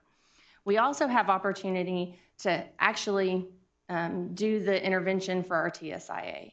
So right now it's built in to specific classes and different curriculum, but we aren't able to really focus on that test. And just like when we're talking about SATs, we can take an SAT test and we kind of cross our fingers. I don't know if that's what I did the first time I took it, right? And then we go back in and we say, okay, wait, these are the areas that we need to focus on. So being able to be proactive instead of reactive to those things with TSIA and or SATs. The 5x5 gives us that opportunity.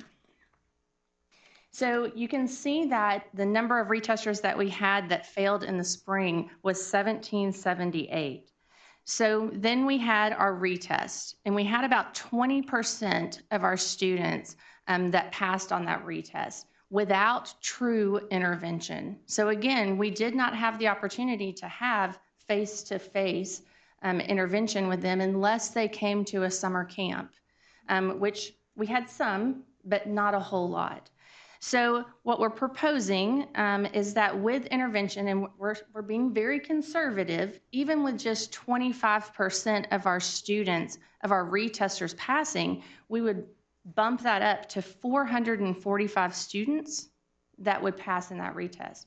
But to be honest, y'all, with intervention for a whole semester, being able to fill in those gaps, being able to scaffold and really show what those students need that they missed in that first semester, we should be able to raise that to 40%, which would give us 711 retesters that would be successful in the spring.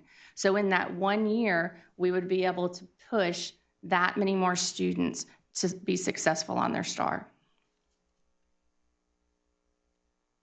A third of the students that failed, that's what you're saying, about. Yeah. So when we're talking about TSIA, so Dr. Jackson just talked about CPE and CPM, so College Prep Math and College Prep English. We kind of found the niche, right? So we were able to say, if they take these 2 classes, then yay, they're college and career ready. However, the state has now said, just kidding, we're taking that away, right? We're gonna make it a little bit harder for you, which to be honest, it's better for our students. So we want our students to be TSIA, successful on their TSIA or on their SAT. So this allows us to be proactive like we talked about. So we're actually putting in those classes to help prepare them to take the TSIA. So again, we're not just testing and crossing our fingers, we're actually preparing them for that test and being very intentional about how we're scheduling that. So it gives us that flexibility without actually removing them from core classes. So we're not having to tuck that TSIA curriculum into the core classes and saying we're going to do this for a week and try to intermix it. We actually can keep our core classes and electives and then add in this actual preparation. We have those longer class periods, which coming from Stewart, I can tell you, are phenomenal when done correctly. And that's the piece I think that CNI, and we would really have to focus on is what does that look like for an 82-minute to 90-minute class period, and how do we structure that? That's very different when we're talking about all schools would have that structure. So that's a neat opportunity, I think, for our schools. It prevents overload. So we're seeing now when students have 7 periods, it's a lot for our students to have to figure out. Plus now I have to go study for TSIA on my own or SAT on my own. So this would take it down to those 5 classes. And not having to worry about pullouts. So I want to give you an example. If I am an Algebra 1 student and I have failed the STAR, so I was not successful on the STAR, I go into geometry my 10th grade year. I do not have intervention in geometry. That's a completely different world, algebra and geometry. Make sure you tell my mom I remember these things, right? So totally different world.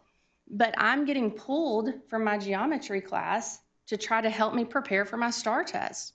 So I don't have that intervention class separate, or I'm having to come after school, which, to be honest, we have mostly bus riders. So they don't necessarily have that opportunity, or they go to work, so they don't have that opportunity.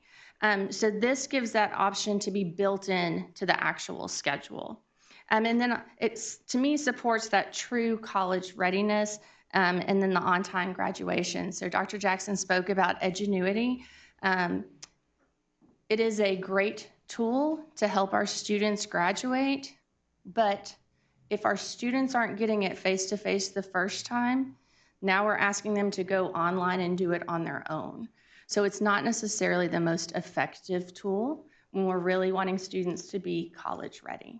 So this kind of builds in, again, that extra time for that face-to-face piece. So when we're looking at Jumped just ahead. kidding. That's It's okay.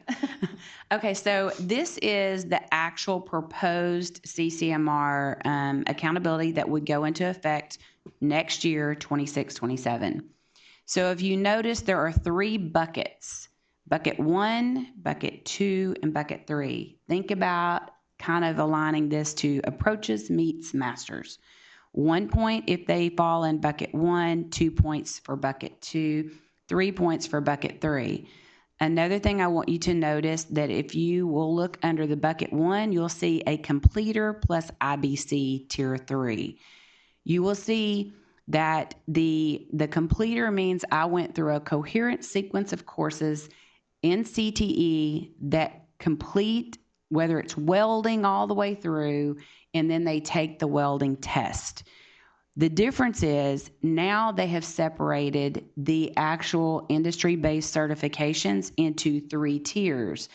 Tier 3 being the lowest tier, think floral design.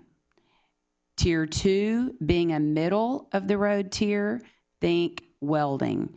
Tier 1 is in bucket 3, and so far we only offer 1 certification in Goose Creek, and y'all know we have a lot that falls in tier 1 bucket, and it is the CompTIA and the Digital Academy at Stewart. So what you're thinking of your really robust IBCs are really sitting in bucket 2. So if we look at bucket 1, that is the same way, the same exact things that you saw on the last year's CCMR, minus college prep English and college prep math.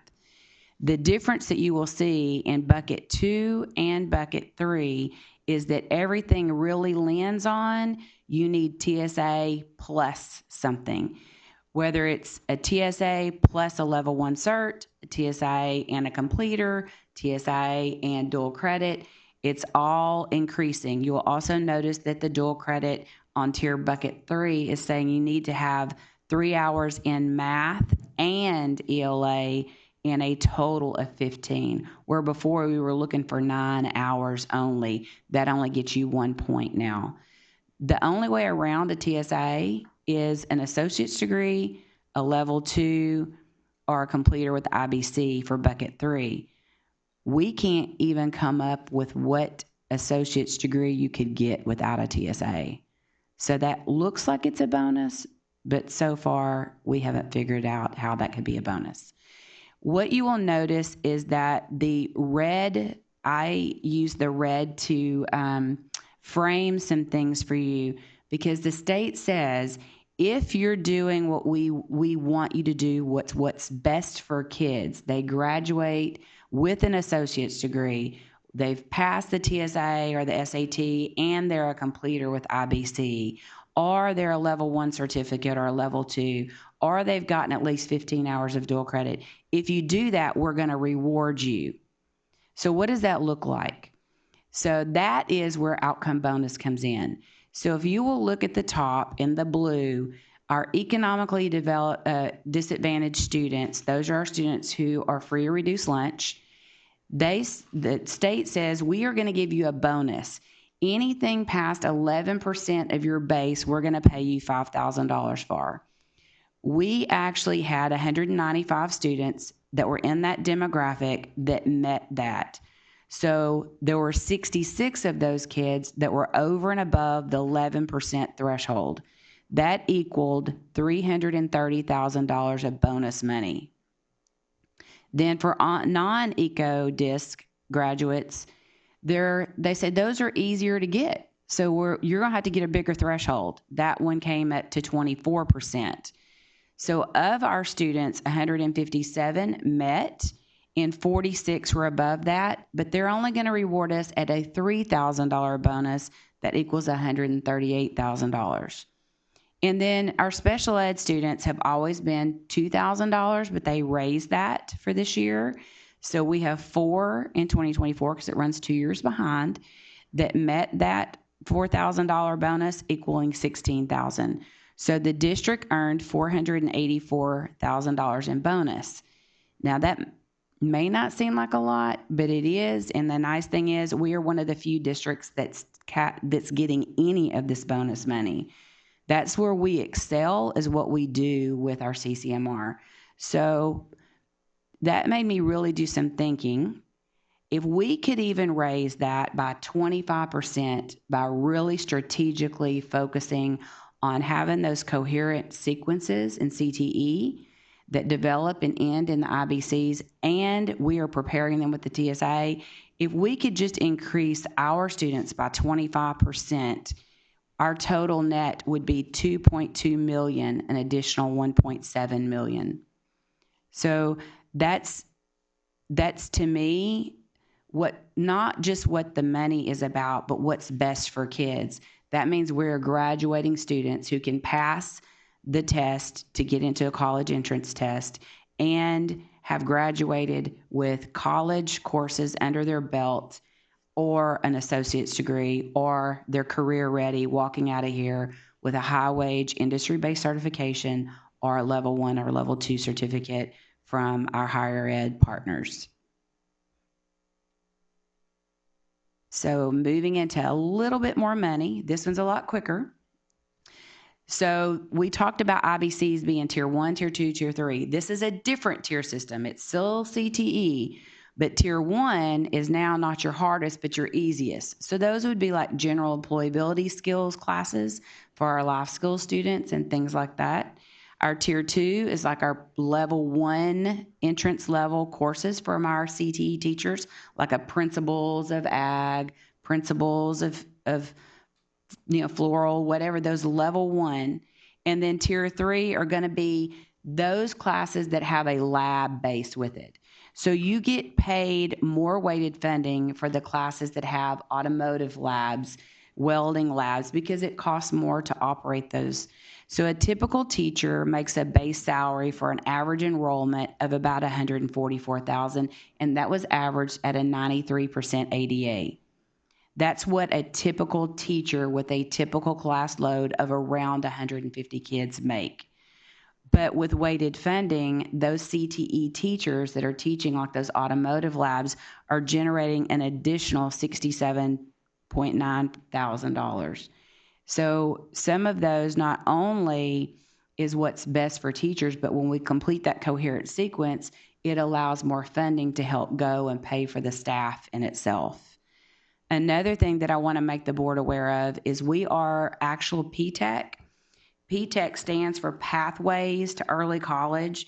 It's a blended learning of saying that we are going to focus on high school, college courses, and CTE courses that are workforce. And so all of our academies except GCM are already designated as PTEC, and we filed that paperwork this year so that next year GCM will also be PTEC. The state now has raised that funding up to $150 a student, an addition. So that generates this last year a $209,000 additional revenue for those academies. Any question on that part? So I just want to take a second to speak to you, not just as a principal, but also as the parent of 2 junior high students here in the district. So one of the things that I have struggled with as a parent who knows education and knows what we offer here at Goose Creek is how do I get my kid involved in as much as possible, but as a parent, also be able to make sure that I'm getting as much as possible for him and her to be successful when they graduate.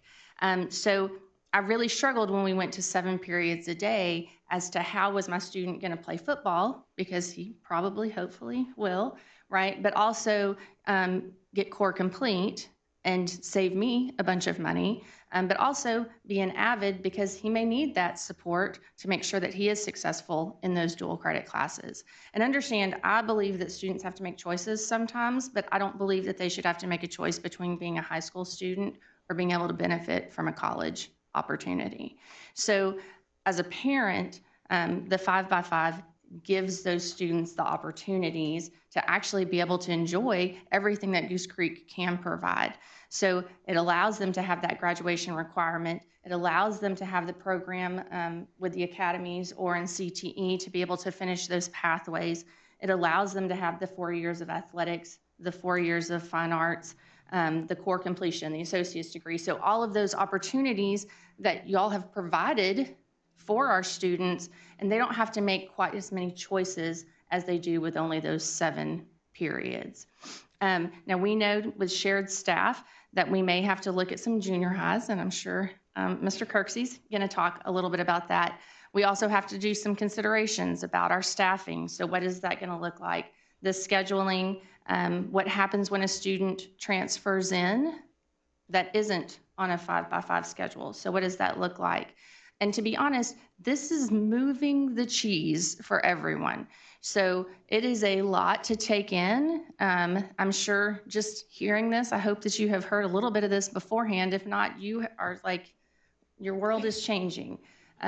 But to be honest, if we continue to do the same things, we will continue to get the same results. So as the state starts to change the game, we have to change the way that we play.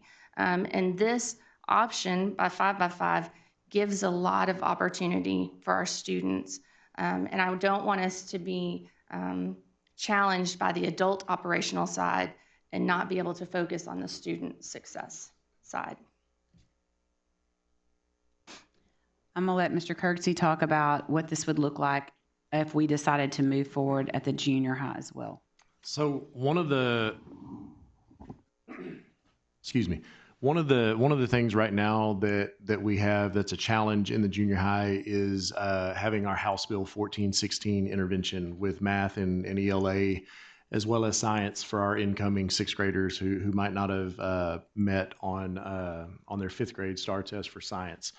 And finding the time for that intervention within the day, doing that also removes an elective from the students if they're in that course. And what going to 5x5 would do is it would allow us to have those students with their teachers to have that extended time by having 83 minutes a day.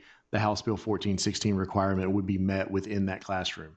So, for example, what happens right now is if little Jonathan Kirksey did not meet on his math test, he's placed in a math class, but he's also placed in a math intervention class. But that math intervention teacher is not always going to be his math teacher.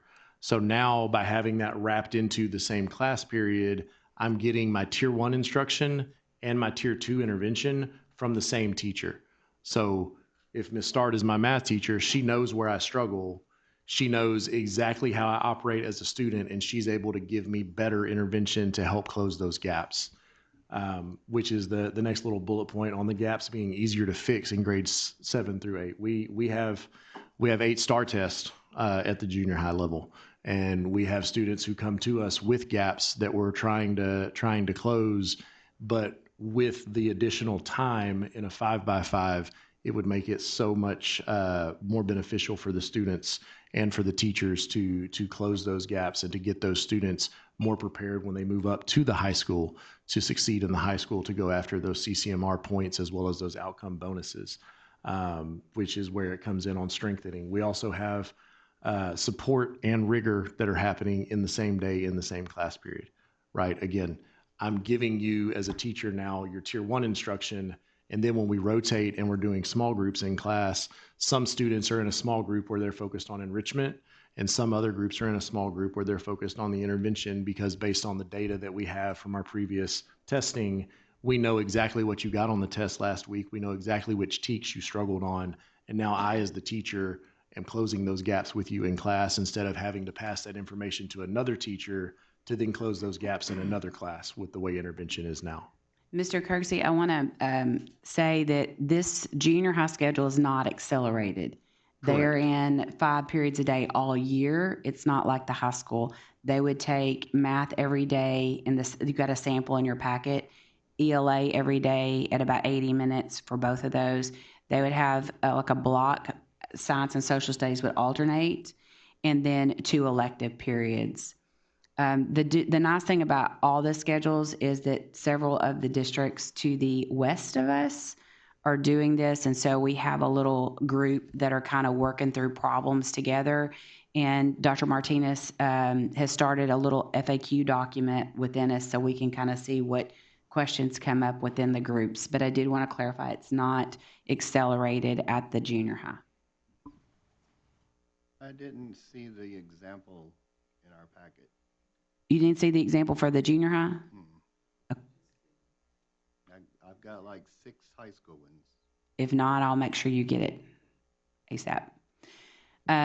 So if the board decided that this is something that we're interested in doing on the C&I side, and I'm going to turn it over to the rest of the team in a minute, the first thing the C&I group would do is establish a 5x5 implementation team that would consist of C&I, secondary ed, HR, finance, transportation, the whole gamut. And I would want to make sure that we had principals, counselors, and teachers represented on this.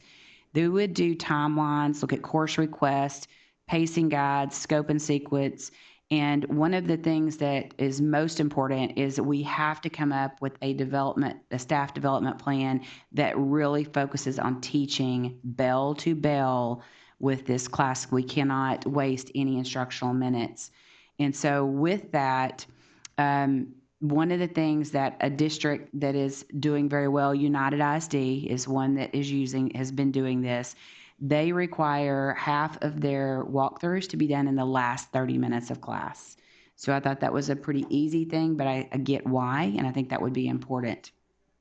United ISD.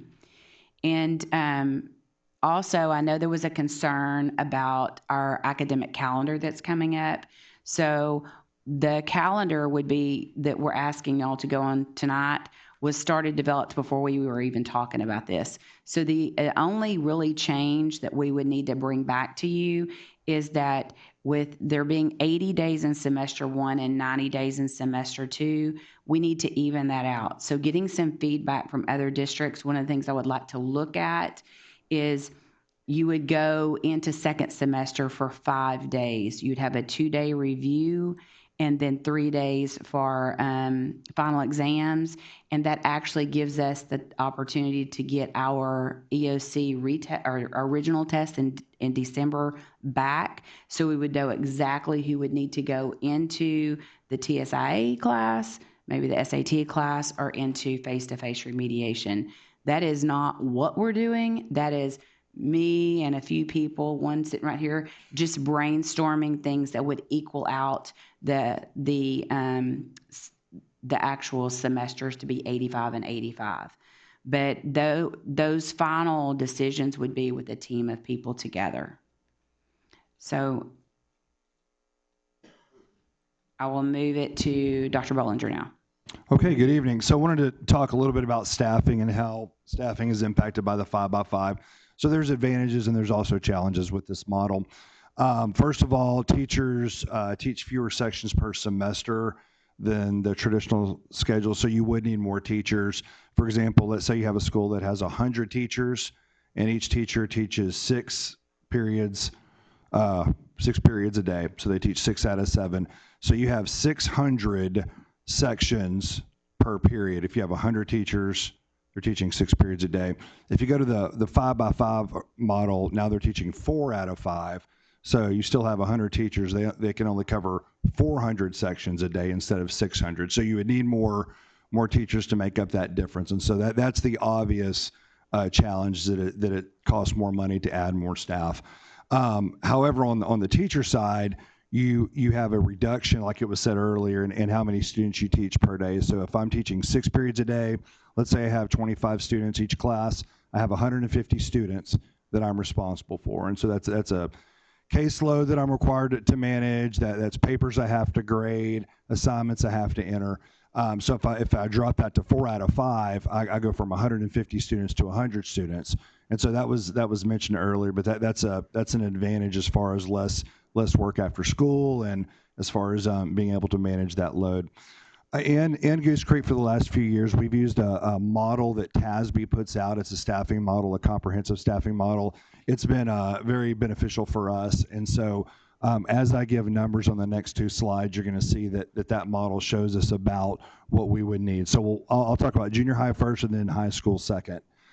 So for junior high, as it was mentioned by Mr. Kirksey so well, that there's going to be an increased demand in core content areas. Dr. Jackson mentioned that math and ELA classes, they would see those classes every day. So in essence, we're adding back the double block or a type of double block. And so we may need additions depending on how many students go into elective classes. But the good news is right now we have PLC periods for our core teachers, for our STAR tested teachers, and we have intervention periods where they may have very few students in those classes. So if that's embedded in the 5x5 where we have PLC embedded, so if that's the compromise, we're embedding PLC, we're embedding our intervention classes, then that helps with the padding and adjustment for staffing. And so at the junior high, we're looking at about 8 additional teachers to implement the 5x5 because we have so much padding with PLC.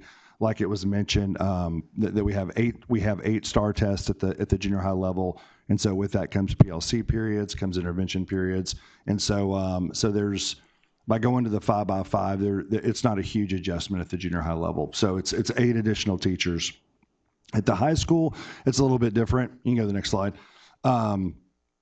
Again, it same thing. It allows for additional sections and course offerings, as it was mentioned.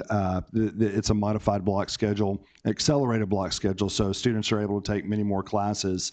But what will happen is, one positive is that students will have the opportunity to take more elective classes like CTE, fine arts, possibly athletics, and so they have more opportunities to have those experiences.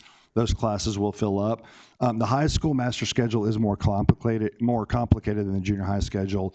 You have various offerings under CTE career pathways. You have many more electives offered at the high school that you don't have at the junior high. You have coaches who may have 2 or 3 athletic periods right now, and I think Mr. Martinez is going to hit that here in a second. And so based on, and you have less padding at the high school because we don't have as many PLC periods. We don't have as many intervention classes at the high school as we do at the junior high because there's fewer EOC tests at the high school. So we do see an increase here of 20 to 24 teachers. And so in total, to move to the 5x5 model, it would be adding about 30 teachers. And so that's what we're looking at. So, and when Bridget and I, or Ms. Clark and I, present here in a minute on the budget, we'll talk about how we have considered the 5x5 model and its impact on the budget. So I'll wait for that presentation and we can share the numbers. But we do know if we add 30 teachers and we're trying to reduce the budget, then we're going to have to find the savings somewhere else. And so that's the conversation that we've been having, is if this is our top priority, let's implement it. However, we need to find the savings somewhere else, and so we're in the process of doing that.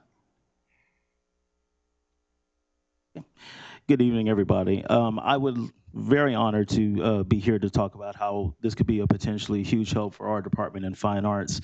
Our next steps are going to be, the first thing we're going to do is establish some focus groups to not only increase the ownership within our staff, but also to lean on their collective experience so we can have a very methodical, intentional, and deliberate approach to the implementation of this. As a collective, we can definitely find ways to make this work for us and leverage the positive opportunities that this schedule could possibly provide. And throughout that, we want to map those schedules throughout the 5x5 schedule and factor in the performance, competition, and rehearsal considerations, what groups are blocked across, what groups can be accelerated, as well as adjust any protocols, professional development, and curriculum concerns to adjust to the accelerated pacing where it is applicable. So for example, in a band class that's blocked across, that's going to feel the same except for the elongated period. However, if, for example, we decide Art 1 and Art 2 is accelerated, now those teachers are going to have to be developed and figure out if that's something that we want to accelerate or not accelerate. So we want to make sure that we're doing everything that we can to make this work for our department and take advantage of all the potential great things that could happen and the increased enrollment that this could potentially provide for us. Hi, thank you guys. Good to see you guys today. Pleasure to be here as well. If you look at it on the athletic side, I can read this up to you. I will tell you that the most important thing for us is the opportunity. We have lost some kids in the past if they were made a mistake and were held back because they weren't allowed to be in the athletic period. Once you lose a kid to an athletic period, it's very tough to keep them. It's very tough to keep them motivated. Maybe playing time might go down. This just gives us more an opportunity to keep that young person in athletics as well as give them the opportunity to make up what they were missing. We have being able to, the 5x5 will also give us our periods, our off season, and our competition. All that will definitely change for us, especially our athletic periods. We understand that we have to have coaches. I would say that coaches have 2 athletic periods max, 2 athletic periods max, and 3 classes that we have to have. So I want to make sure that we'll stay in compliance with that, making sure that we maintain all our eligibility safeguards. It's going to allow us to make sure that it's going to give us more time to make sure we're doing things properly. Excuse my voice. We also communicate the changes early to the coaches and students and parents, just to get them acclimated to what the expectations are going to be. Ultimately, I heard somebody say it, bell-to-bell teaching. We expect bell-to-bell working as soon as they turn that corner and coming into the athletic period. So adding some more time to that, I think we have to by state law have to make sure that we have a academic piece in that 82-minute period, which we will definitely incorporate. We can't use that entire time just for athletics. So we'll definitely take advantage of that as well. But the opportunity for this is amazing from the athletic side. I think it does a lot on how we line up our day, who is an athletic period here at this time of day, middle of the day, and at the end of the school day. Right now, sometimes we're just jumbled up, and we have to rotate going in and out weight rooms, rotate going in and out of gyms. This will give us an opportunity to look at how we're going to operate day to day with the 5x5 schedule. Okay, so we are here to take questions.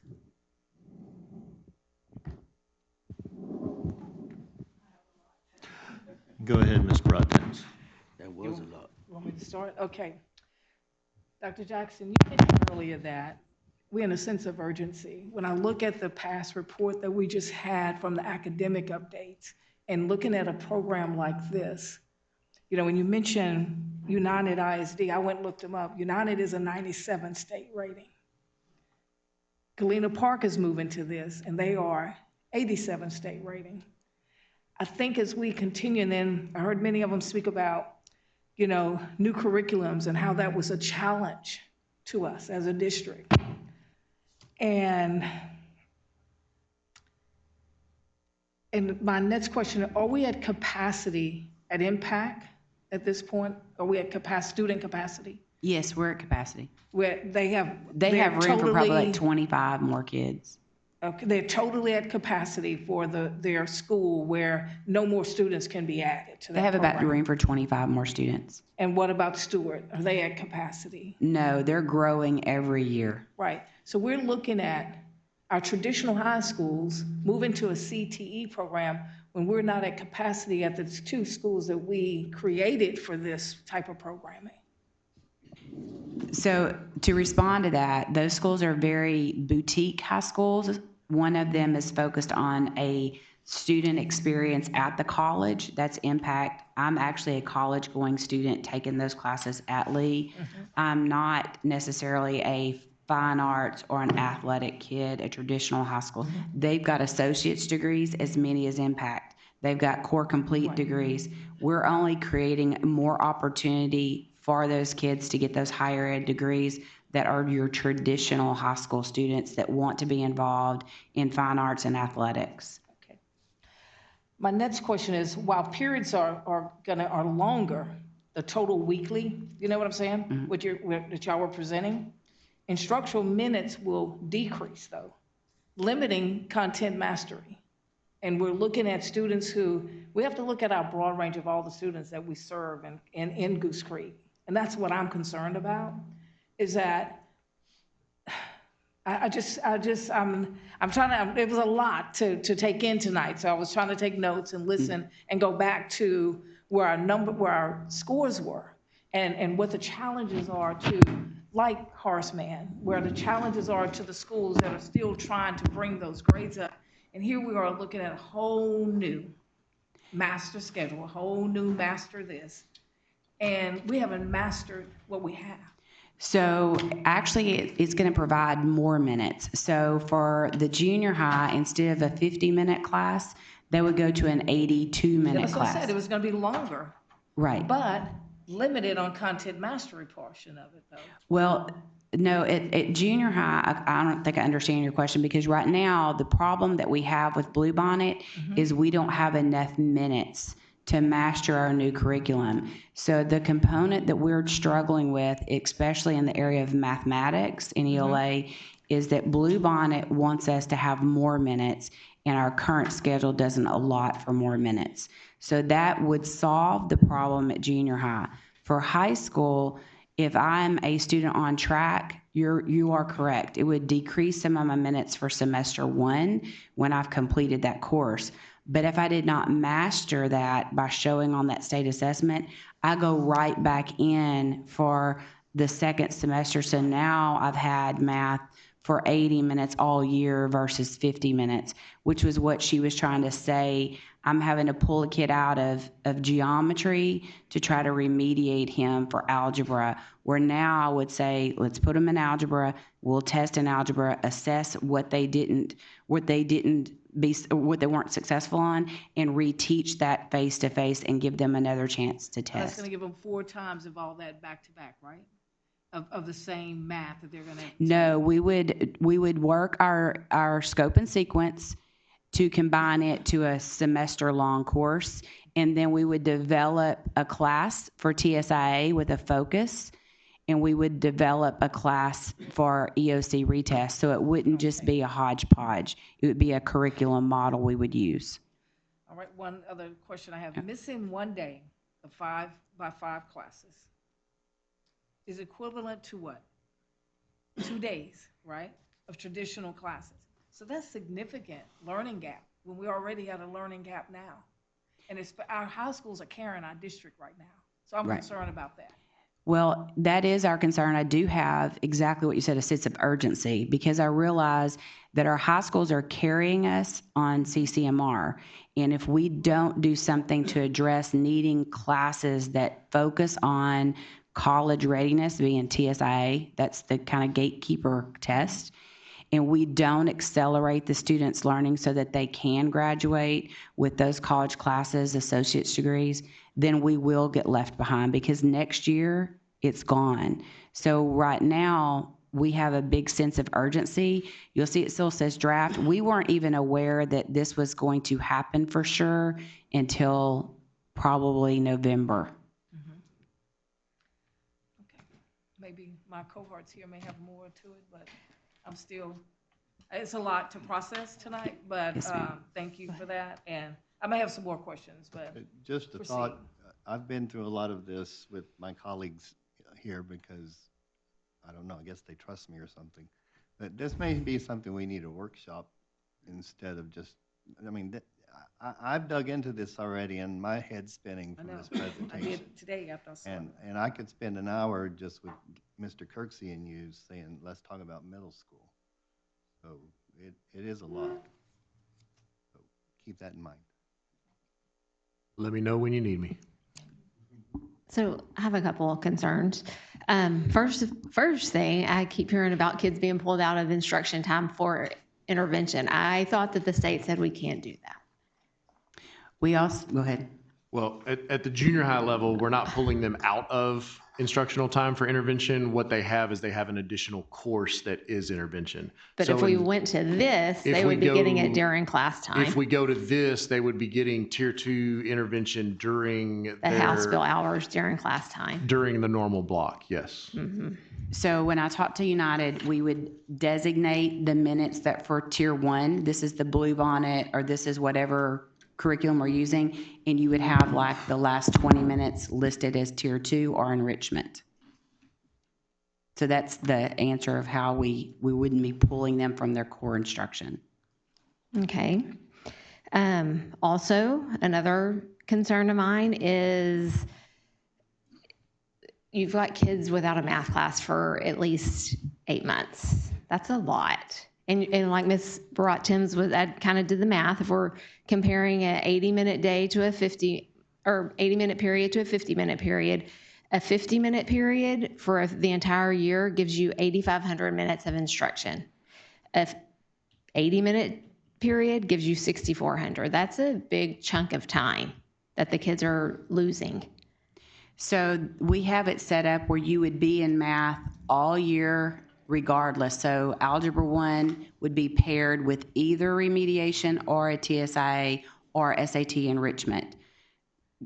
Geometry is also paired. So when you look at, and I've got some other samples from some other districts where they paired those math classes to ensure that math and ELA are there every day. Like you can't even take That's English. not what was on your examples. So we put our examples for core. So if you had a kid who was truly accelerated and took the EOC and wanted to go ahead and take the, well, not very many of those, but took the TSIA as well, then they may want to go ahead and try to take an advanced math in the spring. But we set it, and even the districts I've talked to have it set where you can't even take English 4 until their senior year. Now, for those kids that are maybe not pursuing a 4-year degree in mathematics, something like an engineering degree, then there are other opportunities for like financial math and things like that that they could take. But we understand, and both, my entire team is very committed to ensuring that they're in math and ELA all 4 years. I would like to see some examples of that. Okay. Because that's not what's shown on here, and that concerns me a lot. Also, when we're talking about athletics, so students can only earn 4 credits of a PE during high school.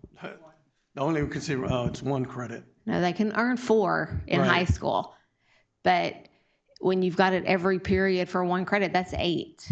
So how's that going to work? I haven't really looked at that part yet. I just was asked to set up how we would set up our schedules. And so I've kind of been looking at that. But I can definitely look for that answer for and you. there's only a football 1, 2, 3, 4. So what Correct. happens after that? Yeah. There's a football 1, 2, 3, 4. So I just, Right. just let me look into that and I'll Okay. get that answer And for you. then another question about athletics, does UIL limit the amount of time that you can have in a class? Well, it does limit, that's why they would recommend, when we're talking about the study hall when They walk in. recommend it, or you have to do it? No, we do it. We have to do it. They don't recommend. We do it because you can't use the entire time for that. That's a given. And all the coaches are aware of that. Can I make a recommend, Mr. Martinez and Dr. Levine and Mr. Flood, on the fine arts and the athletic side? you may do your research and look at this with some of the other districts where it failed for those reasons. Yeah. So look at that before you. Say that again. If you would look at it, other districts that tried this and that didn't work for athletics and fine arts. So But- I've gotten students in from schools like this, typically out of state, and they don't have an athletics period, so that's how they get around it. They do all of their athletics after school. Yeah. So I don't know. Another thing to think about is, I know with a 7-period day, I mean, there are conflicts. Like you've got your AP calculus plus your top band and all of those things that kids are already having to make choices with 7 options of where to put those classes. And when you've got 5 options of where you can put those classes, you're going to run into more conflicts like that. And so what are we going to do about that? How are we going to let those kids still be able to do everything they want to do with fewer options? Ms. Guy, I can tell you, after speaking with Sam Harris, the fine arts director in Galena Park, one thing that they do is they make sure that every single bit of advising is individualized, and they offset some traditional classes that are that may happen at their freshman year. So, like for example, he told me they actually offset first-year language to allow for more space later on because you have 40 opportunities instead of 26. So those are some of the things that, at least when I get to these focus groups, or at least get my people in the room, we want to try and workshop and see how feasible that is or isn't, and get some detailed listing from them to see exactly how they offset that scheduling. I don't think that's answering my question, but, and then what about, I mean, it really is a scheduling nightmare, y'all. When you've got kids moving in and out with a schedule like this, it is a scheduling nightmare. I mean, if you've got a kid moving in from a district who's not in this and they're moving in October, there's a huge gap in what they've been working on at their school to what they're going to be where this curriculum would need to be. So what are we going to do to bridge that gap, and how are we going to schedule those kids? So one of the main things is we know this is not going to be an easy thing to do. We talked about it with some counselors as well. And so we would want the counselors to have a separate focus group to determine, hey, how do we go about doing this? What are our recommendations for people that move in midterm? And what do we need to, we may have to have one class where we double block something one semester if somebody moves in the middle so that they get part A and B at the same time. We know we're going to have to work through that, and I'm not saying this is going to be easy at any means. I'm not saying that. But we're saying we want to try something different if it's supported. If it's not, what we're doing, we're doing well. We're going to have to figure some things out if we stay with what we're doing with TSIA. But we think this could be an option because I do feel a sense of urgency to look like United and to look like Galena Park. And so we want to try some things that are a little out of the box and see if we can make headway. I also think just a few more things. As a parent of a student who graduated from here with like 40-something college hours, which we thought was a great thing, it hasn't been beneficial to her in college because she didn't know exactly what she wanted to be. So she's on like change number 3 of what she wants to do with her life. Well, she already had too many hours, and so she was at a point where she had to make a decision. And so she's kind of stuck in a major. And so it's not always better for students to have more college hours going into college.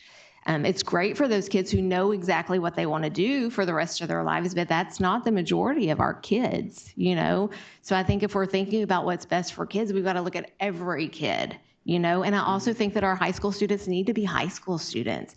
I wouldn't let mine take more than 4 or 5 AP or dual credit classes because there's just no reason. And that's, you know, like, there's just not. She's not going to take that many classes in a day, in a semester at college. And so why was I going to push her to do that in high school? They need to be able to enjoy their high school career also. I think this isn't just about college courses, though. It could be that maybe I need to get a certification that will help me when I'm going to college. So maybe I'm going through the pharmacy tech and I'm one of the CTEs that's a completer. So then that gives me something to fall back on while I'm in college that's not necessarily college courses, but it's a completer through the CTE program. So I don't want to come off that this is just about a academic college student. This is about careers as well. Right. But you only need 4 credits to be a CTE completer. Correct. So we don't need 40 credits, I guess is my point.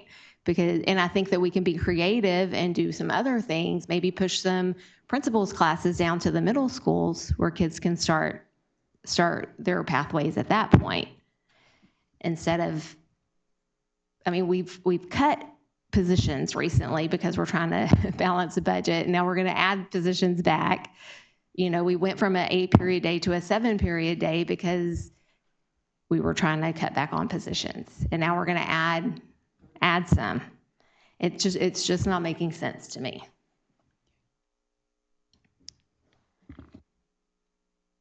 Okay. Yeah. I'm just looking at this area of you have outcome bonus based on funding award, $3K per successful students. But then you have $5K for economically disadvantaged students. And then you got additional $2K per successful special ed students. So are we putting a saddle on a horse and riding them off of special ed and disadvantaged students in order to do this program? No, that's what we're doing now. This is just part of our accountability. So this slide here that you're looking at, that just shows how much money the district generated in bonus money, showing that we're doing great things for kids, but how much more you could generate if we could make sure that they pass that TSIA test. Okay, so. And it just develops just by what you are is what the state set that rate as. So, I mean, but to me, it sounds like we're going to go into a situation where we're looking for more disadvantaged and more special ed students in order to be able to bring in more money. No, sir.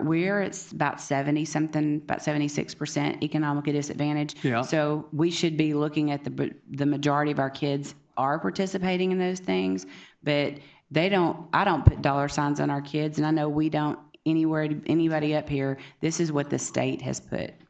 So the state put it, but in other words, the state put it on them, we're going to take advantage of it for us, the money. Yes, in order to be able to generate the money to put into this program, or what? We just want to do what's right by kids. And if we do what's right by kids, getting them college ready and getting them, you know, this metrics that they say we have to meet, then this is what we get in bonus money for that. But we're doing what's right by kids, not because of the money, but just because this is what's good for kids. You know, I'm going to give you some history. A long time ago, before you were even here, I said, not everybody's going to go to college. Correct. A lot of kids need a trade because taking care of family and everything. And then that's when we started a lot of the programs. Because at first we had meat processing and welding and auto mechanics. And now we've gone to a whole different program. And now we're trying to go to another program, which myself, I listened to everything you said. I understand where you're coming from, but I'm not totally understanding everything, the finance as well as the number of hours, the kids, and how it affects our district overall. I understand what Ms. Guy is saying about new students coming in and they come from another district and they got to readjust. I understand what Mr. Martinez talking about. He has to have a better understanding of it also, because UIL have their measures, especially, you know, with band, any extracurricular activity. So myself, I'm trying to get on this horse. I'm definitely trying to get on this horse, but right now I'm just wondering, you know, So, Mr. Sampson, this wouldn't be adding any new programs. It's doing what we're doing now, and the outcome bonus money is not just for college, it's for your CTE courses as well. I understand that, but from another standpoint is adding extra money, extra teachers, So right now we're trying to balance a budget, and from someone who always talks about balance, but Mr. Renteria, he always talking about that, but I'm trying to look at it from the same point. I understand it may be a good program, may not be, whatever, but for us to say, yeah, I want to ride that horse, it's not bucking, it's just riding smooth. But I'm still looking at the base funding awards as successful economically disadvantaged students and special ed students. I just look at it as, we're trying to get more money. Well, it's sort of like we hadn't been getting what we need, but now here's a way where we can get more money. Well, it is, if you increase your CT courses and you increase what you're doing with outcome bonus, yes, the result would be additional funding. For these particular, our 79%. No, it's for all students. Right. All students. Okay. And I would add from the junior high perspective, what it really sings to me about is we have more minutes in class in the core classes. Because we have 83 minutes 5 times a day times all 170 days because we're not flipping it semester at the junior high level. So at the junior high level, what I really see is more minutes in the core classes for our kids and for our teachers. And yes, when they miss one day, that is the equivalent to missing 2 days, but they're also getting twice as many days because of the minutes in class as well. So there's more opportunities to close those gaps with those students, even if they do miss that day or if they do come in October at the junior high level. So I have a question actually about the time. So I noticed that you were saying that we needed more time, that Bluebonnet wanted more time, wanted more minutes, and that this would be able to do that, but also we're pulling kids out for a 20-minute period to do tier 2. So wouldn't that just take away from the time that we needed to do the Bluebonnet? Wouldn't? No, we really needed about 60 minutes in a class. And so that would give us our 60 minutes and give us a cushion of about 23 more minutes that if we needed to have it part of tier 1 on some days, or if we needed to enrichment or pull out on some days. Okay. I'd like to address the attendance part too, because when we look at Stewart Career, who basically has a very similar program to what we're looking at with 5x5, they're doing 4 classes every other day, an A-B schedule basically. We're seeing success there even when a student does miss a class. So I get that there is a different world there. I know you talked about CTE classes and having students be trade ready, but that doesn't mean they can't be dual credit trade ready as well. So we're giving them a lot of opportunity. I know you talked about not every kid needs dual credit, but we should be able to offer them different types of dual credit. So that student who is in our welding program, I can tell you at Stewart, having been there and seen it, it is generational change to see those students who start out in welding classes dual credit, and they realize, you know what, I can do dual credit, and then they step into that associate's piece. And those are kids who would never, ever have that opportunity. And so I truly believe being able to offer some of that to our 79% low economic on the traditional campus. Now, I'm not saying we would have dual credit CTE, but that doesn't mean that we couldn't possibly do that if we could expand our programs. I'm right down the street from McNair, though I'm only having certain classes because I only have a certain amount of time with students to be able to send them to those classes. So I do think that there are challenges here, but if we're looking at some of the models that are working like Stewart and Impact that are giving those students those opportunities, why can't we figure out how to do some of that on the traditional campuses? Let me ask the last question. This is it, short one. Where did this idea and who came up with this idea? Well, that is an easy answer. So Mike Morath was on a superintendent conference call and said, if you want to know what an A district looks like, go visit United. So several of the neighboring districts around here took a trip to United ISD. And, we took a team to Galena Park, talked to them about, what did you find out? Pasadena was there, LaPorte was there, Channelview was there, Crosby was there, a whole slew of districts. And really, we listened to the presentation for United ISD. And then at the Midwinter Conference, we went and talked to United ISD and visited with them. And their answer was, it's not only tier 1 instruction, it's not only bell-to-bell instruction, but it's about the opportunities that you give kids. And they bring in right at $6 million a year in additional revenue by targeting this, which in essence pays for the salary of the teachers that they needed to have the extra teachers. So one of their biggest things, or the takeaways that we got, was the schedule in itself was more than half of the fix to their A. And so that's where this idea came from, not from Susan.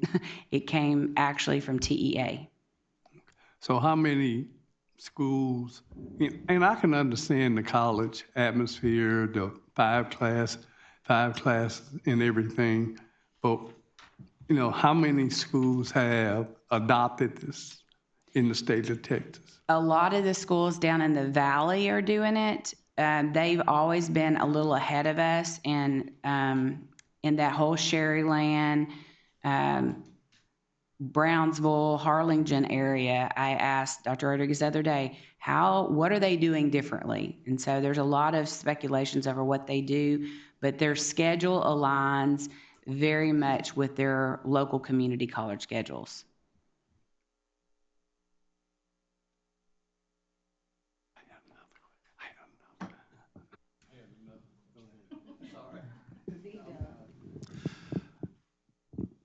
Mr. Clem brought up earlier possibly doing a workshop. How does the board feel about this?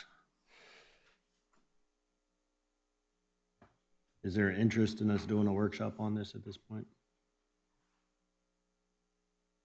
I'm seeing one head shake yes, one shake no. Couple.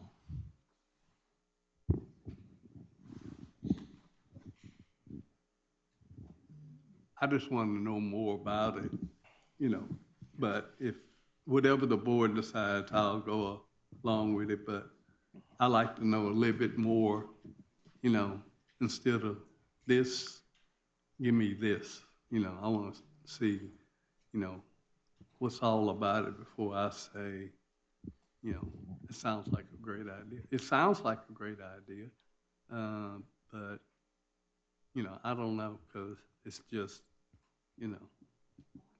it's bombarded.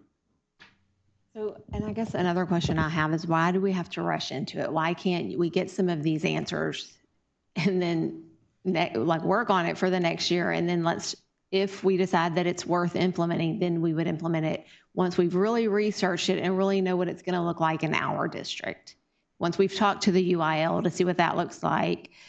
I mean, we don't have to, because I know some of those other districts you named, they're not starting it next year. They're thinking about it, but they're waiting a year. They're going to look into it. They're going to do more research. They're going to plan. I'm here to do the will of the board. So we brought you an option, but ultimately we're here to do what you want to do. So this is not an action item. It's just a presentation to look at, here's this idea. This is what came out. This is what TA's recommended that we look at.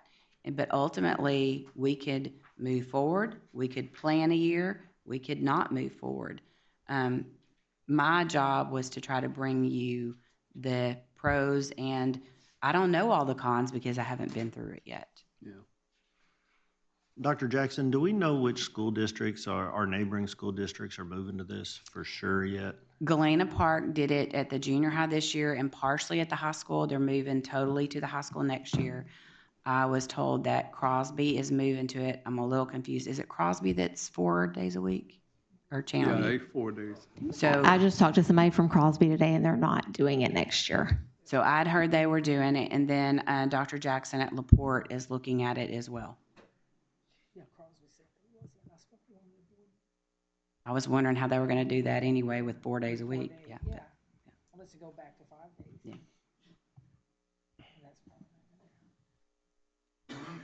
Are there any more questions for the panel at this time? Not that I can say out loud. Okay, well, it's a lot to digest, obviously. This is probably the third time I've been exposed to this, and it's a lot for me. I think it's a lot of food for thought. Obviously, there's a lot of questions, a lot of concerns. I'm not sure where we go moving forward, but there were a lot of questions asked for the board, and I would ask for y'all to look into those and through Dr. Rodriguez, funnel those responses back to us so we could look at those as well. I think that would be fair. Okay. Right. Thank y'all so much. I like the fact that y'all are being proactive and trying to get ahead of the curve. You know, that's the main thing, because we only got a year, right? The other thing I like is the fact that y'all said, hey, or Mike Moravec, you said if you want to A, this is what we needed, you know, this is the direction we need to go in. I like all that. I like that, like I said, that we're being proactive. You know, we have concerns anyway where we're at, so can't hurt us, I don't think. I like that we're looking into different options. Yeah. Just something to look into at the very least. So. Yeah. All right, thank you. Quick question for the board. We're coming up on 3 hours. Do we need to take a 5-minute recess? We will stand in recess. The time is 8:49.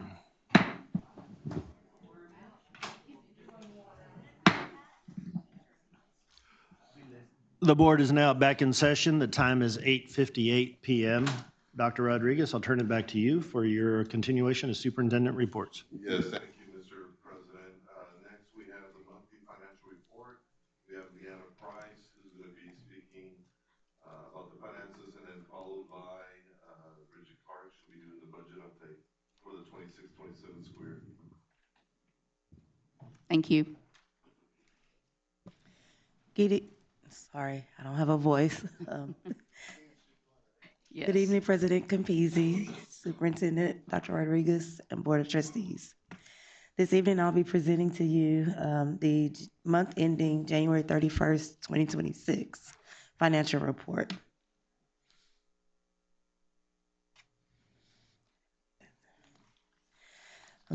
Overall, year-to-date, revenues and expenditures remain aligned with the amended budgets. The district continues to monitor financial activity closely to ensure fiscal stability and compliance with board policy. The general fund remains financially stable. Revenues are at 85% of the amended budget, and expenditures are at 56%, which aligns with the fiscal timeline. We're projecting the year to end the year with approximately $107 million in fund balance. So a slight increase. Our debt service fund revenues exceed 100% due to the January bond refunding transaction that we completed. A budget amendment will be coming forth with our March amendments to adjust the budget for that. However, those proceeds were fully offset by the corresponding other uses under expenses, resulting in no impact to the bottom line. Expenditures align with the scheduled debt payment, our debt schedule, and we're projecting to end with a restricted balance of $43.4 million. Our food service fund revenues are at 55% of the budget, and expenditures are at 37%. The fund is operating within expectations and is projected to end the year with $5.65 million in fund balance. So this is a slide that we haven't presented in the past. It's our quarterly investment summary, and this is the December 31st, 2025, which is the latest quarter that we have a investment summary for. The district's investment portfolio remains fully compliant with board policy and the Public Funds Investment Act. We continue to diversify the funds and have a good liquidity. For the quarter ending December 31st, the district earned approximately $2.2 million in investment earnings. We're going to continue to monitor the market conditions and adjust those investments, the investment strategies as we need to. And that concludes the presentation. Questions or comments?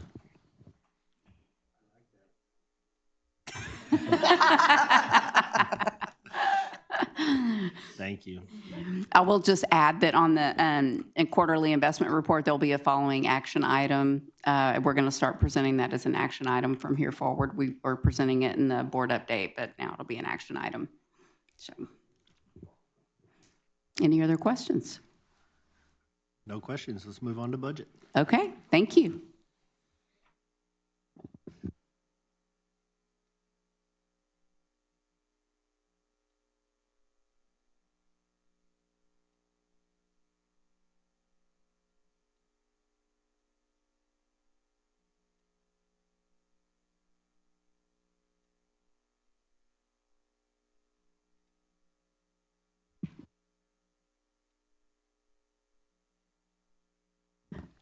Okay, so this evening's report is the second budget report that we've done this budget season, and we will get right into it. On the agenda, we have the budget committee, budget overview, and the next steps. And I will turn it over to Dr. Bollinger to discuss the budget committee. Okay, and this is very similar to our last board meeting, but we do have a budget reduction committee. We've met twice. We have one more meeting this coming Wednesday.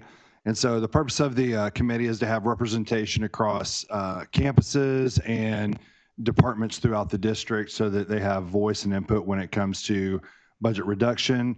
On that second bullet, you can see that we have teachers, principals, and then various leaders in the departments listed here, such as special education, maintenance, athletics, police, and so on. Again, we meet 3 times total, executive councils at those meetings to provide support, but the recommendations eventually go to executive council. And so we really want the committee members to share their input and feedback. We look at personnel. We looked at a modified version of the TASB study on staffing. We also look at program evaluation to see what are our top priorities and what direction we need to go as a district. And so again, our last meeting is on Wednesday. We will have an opportunity for each individual to provide feedback, and then that data goes to executive council and then ultimately to the board as we pursue the best way to balance the budget. Okay, I think I actually hit those points, but as we meet, we do want to make sure that we're talking about strategies, and we don't want to compromise on the thing that's going to move our district forward, and so that's key. When we look at drivers for the budget, again, we talk about revenues and expenses, and so we know that our primary revenue, our source of revenue, is our students and our ADA.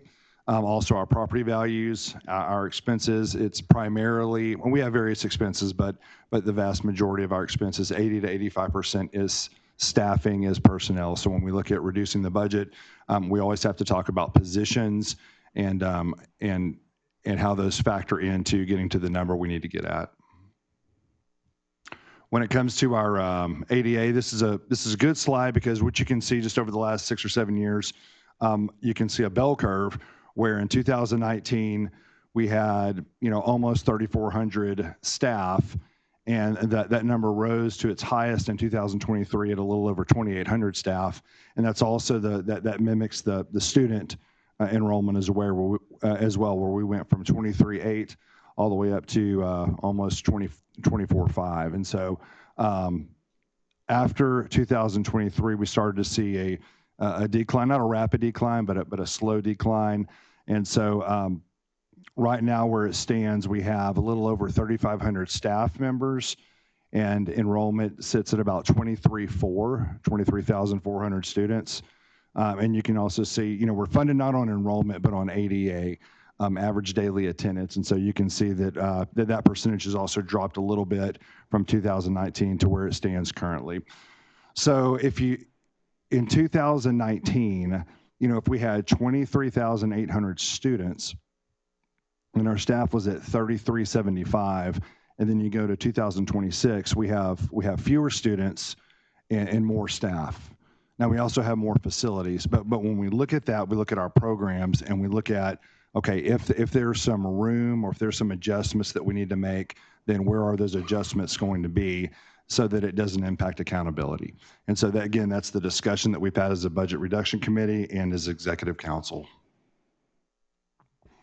Thank you. And I would also add that you can see from 2019 in that far percentage column that we've decreased almost a full percentage point of ADA percentage. So that's also a factor. So we're decreasing enrollment, decreasing ADA, and also decreasing our ADA factor or percentage. So kind of a perfect storm there, but we're managing our budget well. We're managing our finances well now. And we are able to continue our work. All right, so some of the financial statistics, and just to let everyone know, some of this is going to be repetitious because we had a few that weren't able to join us at last 2 weeks ago at our board meeting. So some of this is going to be repetitive for some of you, but I just want to make sure all the board is able to hear everything that was presented last time. So some of the financial stats, the basic allotment right now would need to be $7,500 just to keep up with inflation. It's increased.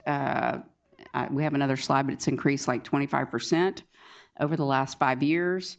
They did give us a slight increase in basic allotment, but they also took away some of the calculation that's used on the golden pennies. So it was a net wash of zero increase, basically. As a state, we're also about $4,000 under the national average of per student funding. And then, of course, we continue to receive audits and changes in regulations and how TEA is handling revenue streams such as SHARs and the changes at the federal level also. And some of that money is being clawed back, so we have to constantly keep an eye on that as well. Some of our accomplishments over the last few years, we've done quite a bit of difficult and challenging work with the budget committee and as a district as a whole. You can see we've reduced by $5 million last year, $13 million in 2025, and $12 million in 2024. And we also gave raises in all of those years. So we have continued our work, and the work continues now. Our committee is working hard to provide recommendations and move forward with our budget reduction. So the goals, of course, we're looking at decreasing overall payroll whenever possible, any operating costs, any programs that we can reduce. Also, we want to remain competitive with our compensation. The east side of Houston tends to be a very competitive area, and we constantly have to come up with creative plans to reduce and reward our teachers. Also, we're seeing, as we showed in that previous slide, we're trending down in average daily attendance, so we have to account for that as well. So budget variables still to be refined. We're still early in the game. It's only the middle of February, and we still got additional funding requests that'll be going out in the packets for departments and campuses to complete their budgets. We're still waiting for taxable values. We won't get preliminaries until April. And then we've got the TASB study that's coming online here towards the end of this, I think the end of March, beginning of April. And then we're closely monitoring those final ADA numbers, average daily attendance, because that's our main budget revenue driver. Some additional challenges. We did get, the school finance bill passed in the last legislative session, but of course those revenues are highly restricted and required to be spent in certain ways. And so we didn't get a lot of leeway with helping us with our overall budget deficit. There are no new revenue sources. This is not a legislative session year, so we won't be getting any additional increases to basic allotment or any other allotment for that matter. Inflation, as I mentioned earlier, is 25%, almost 25% over the last 5 years. And then, of course, teachers, it continues to be competitive with attracting the best and the brightest teachers. And then we have vouchers coming online also. So we don't know at this point what it's going to look like. We can speculate on, some of the schools that are going to be open now for accepting those students with those voucher dollars, and also any charter expansions in our area, and then maybe even some homeschool increases. We're just monitoring that to see what that decrease is going to look like. Excuse me. And the personnel slide, as Dr. Bollinger said, we had 3,421 full-time employees in 1920, and now we're down to, now we have 3,535 for 25-26, which is a 282 reduction in staff overall. But you saw our ADA is decreasing, even though we have more facilities. We're still having to do more with less, basically. And our 26-27 budget estimates. As it stands right now, we've basically got a balanced budget, but it doesn't include any of those factors that we just discussed and any of those variables and refinements that we're still going to have to work through as we progress in the budget year. A 2% raise is estimated to be about $4 million-ish. We're still waiting for that TASB study to give us a definite number. Most surrounding districts, or districts that we've talked to TASB about, are they're going very conservatively this year with raises because there are no new revenue streams and it's not a legislative session to give us more money. So they're going very conservative on their raises. They are giving them, but they are very conservative this year. And then, of course, the Budget Committee the work will continue, and their last meeting is next Wednesday. So next steps, further refine those estimates as new information is received as we move forward, continue the budget planning and reduction measures, of course, and then we'll be assisting the campuses and departments with their budgets, and then the committee will be completing their recommendations as well.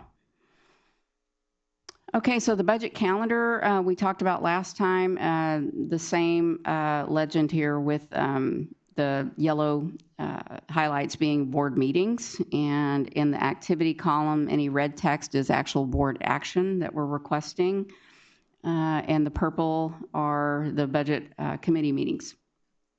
One thing I'll point out is March 30th was reserved for a potential special meeting if the board wanted to have a board budget workshop.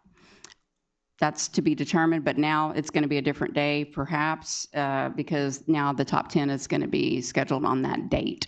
So if there's another date in mind when we get closer, or when we meet again on the 23rd, you all can let us know when you would like to do that if you would like a budget workshop. It may not be necessary. We are not in a legislative session, so the complexity of it is not like it was last year, but nonetheless, if the board requests it, then we'll certainly accommodate a date. And now I'll open it up for questions. So the money that's being clawed back, what is that? Yes, they have changed some of the SHARS rules, which SHARS stands, that acronym is yes, School Health and Related Services. But that is something that they have, and it's not just us, it's across the state. They've been clawing back those, they went back to as far as 2011 on some of those. And yeah, I mean, that was like way back. So we were not expecting that, and that was several $100,000 on that issue. And then how did we not know about that? Well, they just came up with it. I mean, they just looked at it, and then recently in the last year or two, and said that they were going to look all the way back at that 2011 school year. So every year from 2011 forward? They can. They haven't said they're going to, but that was just the one particular year. Right, but they're looking at other years, but we're hoping they don't go every single year from 2011 now. But we know they're looking at the last few years as well. So we're hopeful that they don't do that, but it's always a possibility. Wow. Yeah. It's difficult to plan when they do that. But we're in great shape. We're in great shape with our fund balance. Of course, we don't want to spend it on matters such as this. We'd rather spend it on teachers and students, but nonetheless, that's the situation we're in. Right. With no money coming in. Right. No extra money. That's correct. Other than the properties we own, the multiple properties that we own. We need to sell those and put that in our budget. I mean, that's just me, but just saying, we're always looking for money or lacking money, but we got all that property just sitting out there. That don't make no sense to me, but. Can I comment on that? Because we do have for sale signs on some of our properties, and we have individuals who reach out from time to time. And when we sell a property, we do have to go through a process where we have to post it in the paper. Then we have to wait a certain amount of time for it to come back, and then bids come to the board. And so we've gone through that process several times. Right now, there's not a lot of buyers for large properties that we have for sale, but we'll be happy to go back through and see what we can re-advertise if that's of the interest of the board. So that is an option. So let me. So Sure. What you're saying is that we're actively selling properties. We Yes, have it on the market. Yeah, we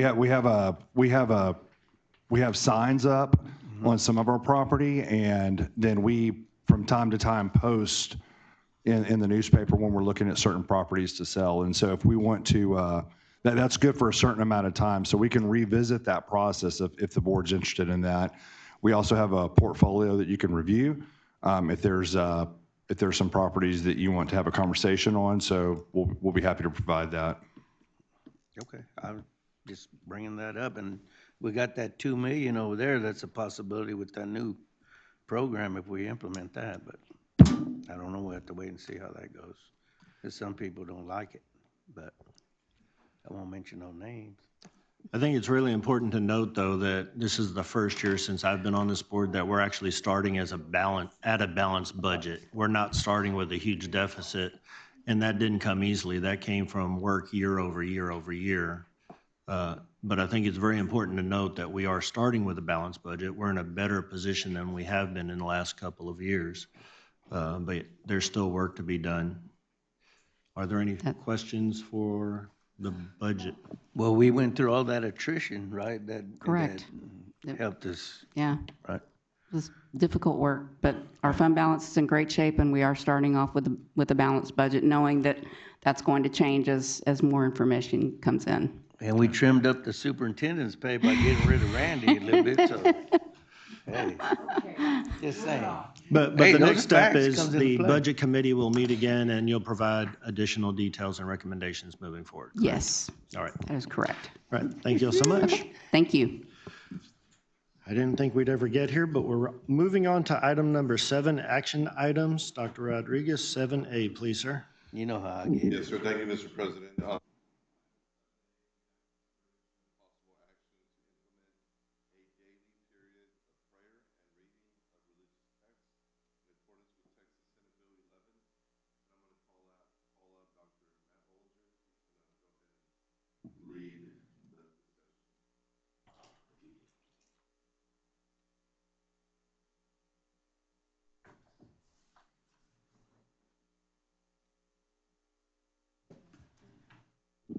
And while the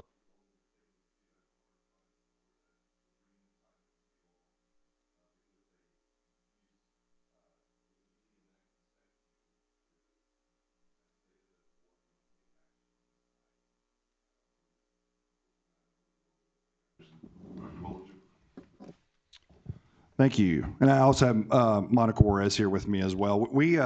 So we did a presentation at the last board meeting going over Senate Bill 11 and its requirements and considerations. I know a few board members weren't here, and so I have that up. I won't go through the presentation again unless it's requested, but it can help us answer questions.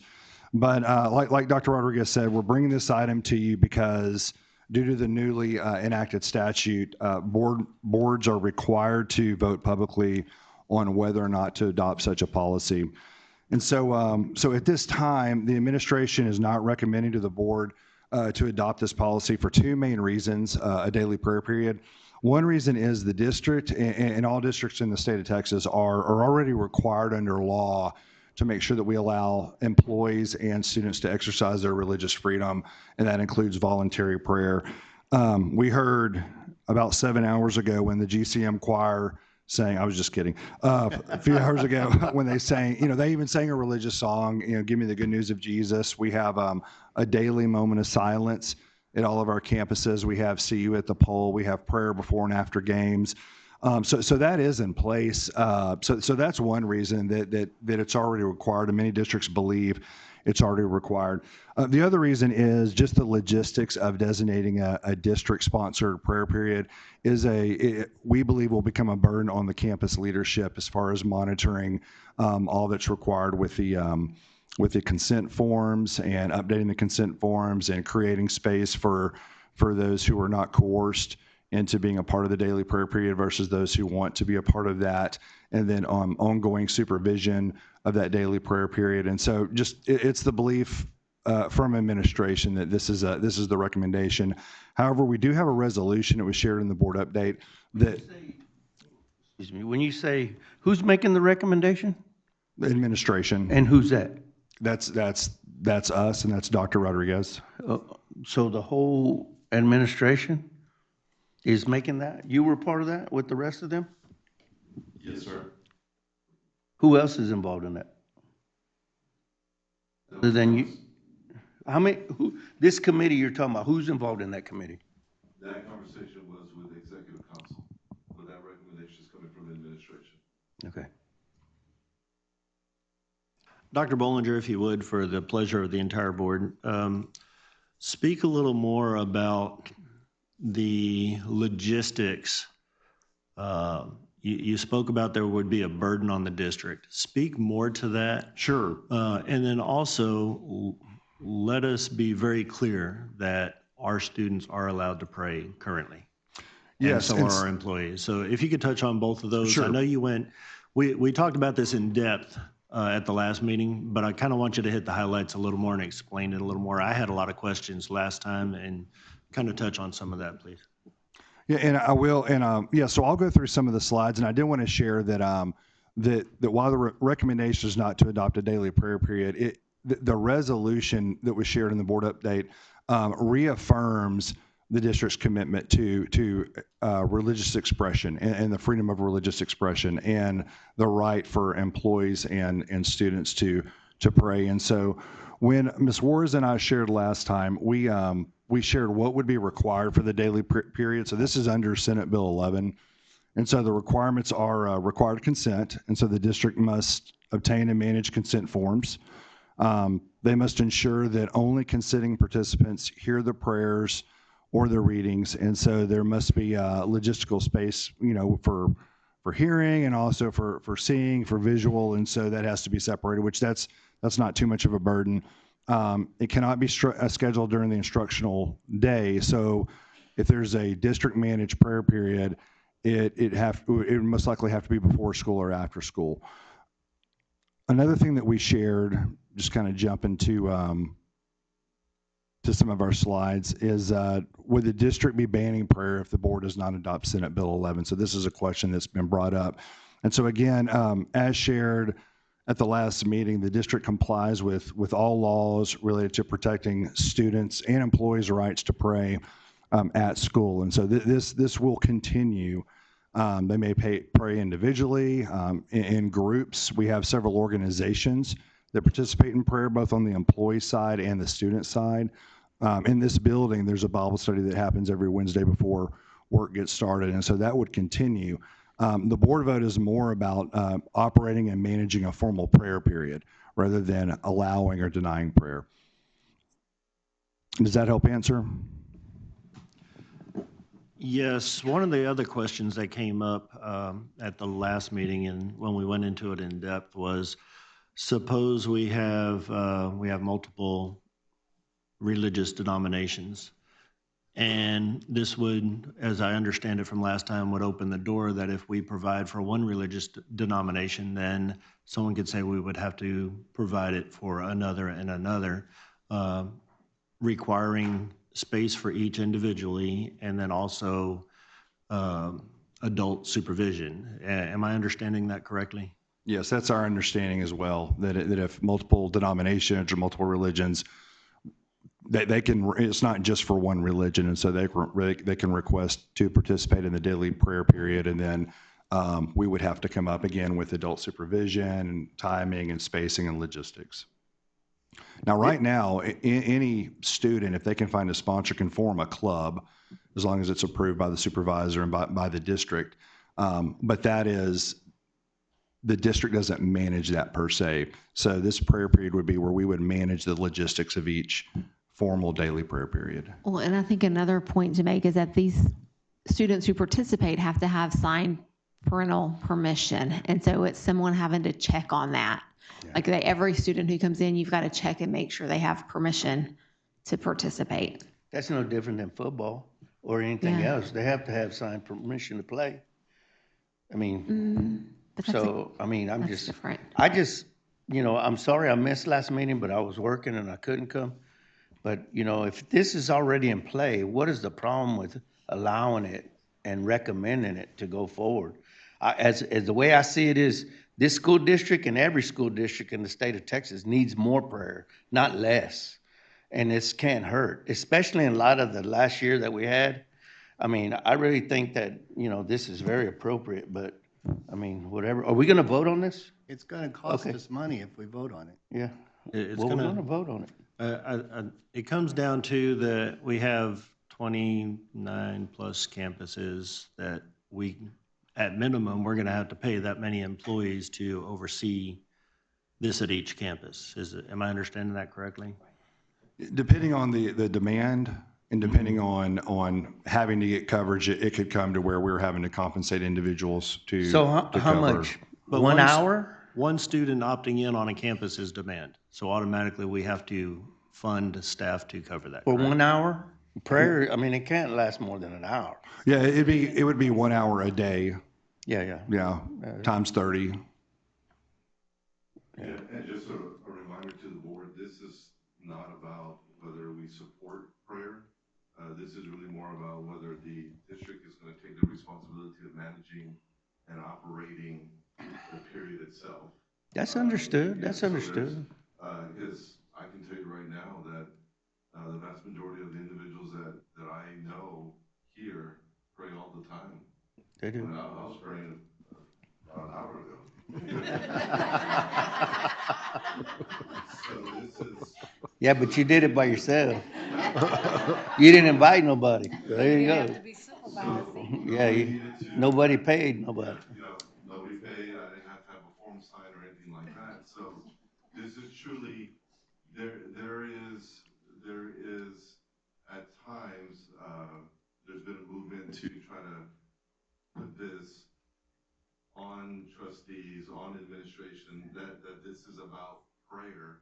This is not about prayer. Prayer can continue. We started the board meeting with prayer. This is truly about, does the district want to operate and manage the forms, the permission slips, the logistics as to what space can prayer occur, mixing the students, can that occur?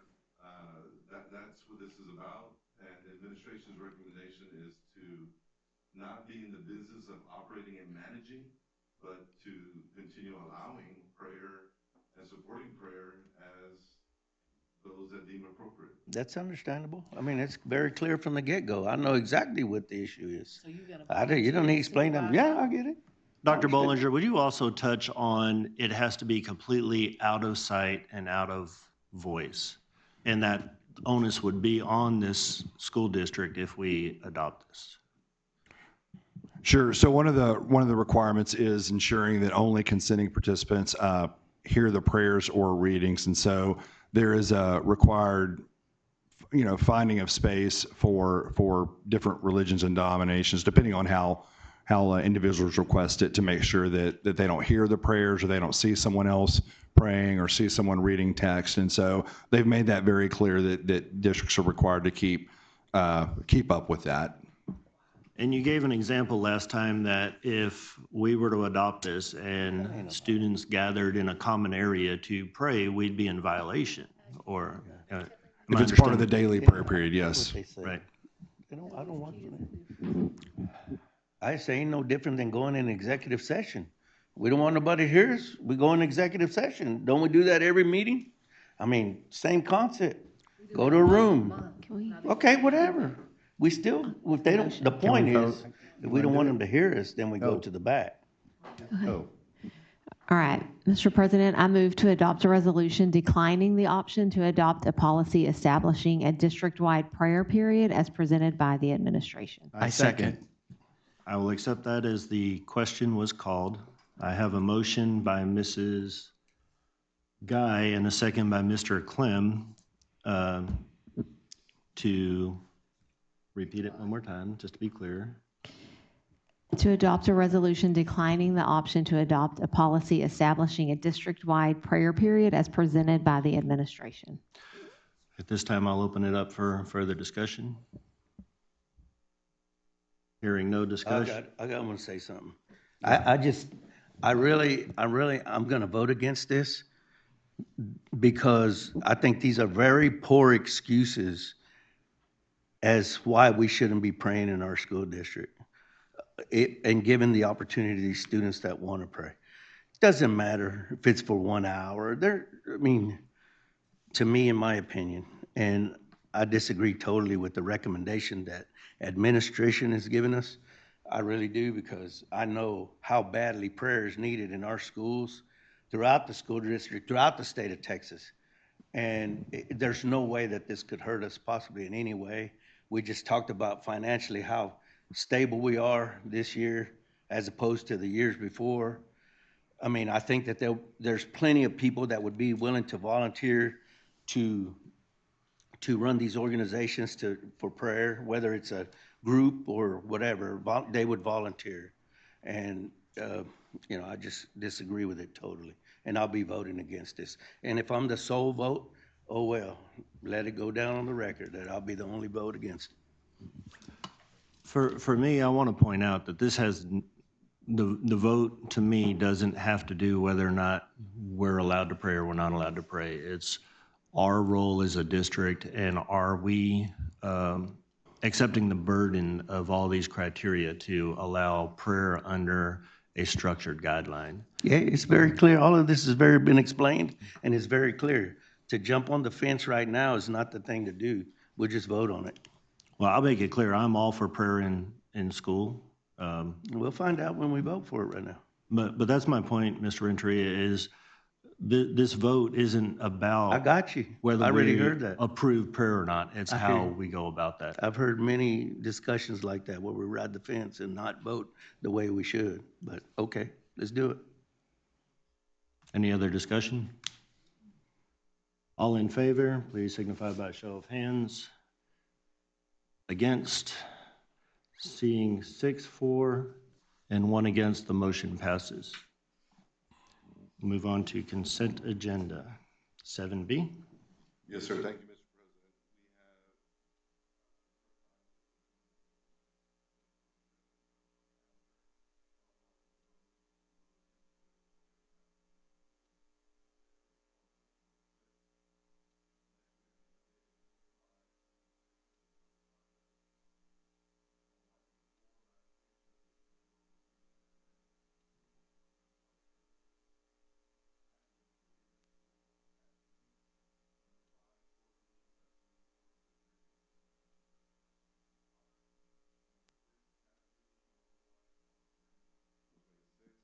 And number 7, tax refunds.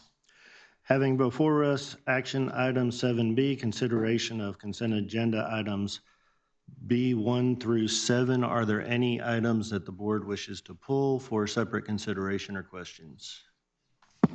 Hearing none. All in favor of consent agenda, please signify by a show of hands. Oh, you're right. Ooh, let's back up. What is the pleasure of the board? I move to approve the consent agenda 1 through 7 as presented. I'm second. I have a motion by Mr. Clem and a second by Mr. Martinez, and my excitement was based upon the fact that we finally got a consent agenda that was truly a consent agenda. Got a discussion.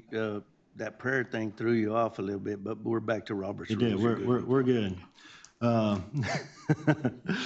I think it's the haircut. So we have a motion and a second for consent agenda items 7B1 through 7. All in favor, please signify by a show of hands. Seeing 7, 4, and 0 against, motion passes. Move on to action item, 7C, future board agenda items, board training, board meetings. Are there any future board agenda items wished by the board? Fewer superintendent reports. Fewer superintendent reports. In all fairness, we asked for several of them. Board training, I want to remind the board that governance camp is coming up March 4 through 7. If you requested that you be enrolled in that or registered, you should have received that by now. If there are any questions, please see Ms. Garcia prior to leaving this meeting. Future board meetings are March 23rd, April 6th, and May 4th. Also, let it be noted that the top 10 has been separated from the board meeting. I don't think that was really liked by anyone in the room. Our goal is to really highlight the top 10 students and separate out the board meeting from that. So this will be the first year we try that. Last call for future board agenda items. Find my prompt. All right, the board will now recess into closed session pursuant to one or more of the following sections of Texas Government Code. Sections 551.071, .072, .073, .074, .075, .076, .082, .083, .084, .087, and .089. No action will be taken while the board is in closed session. The time is now 9:37 p.m.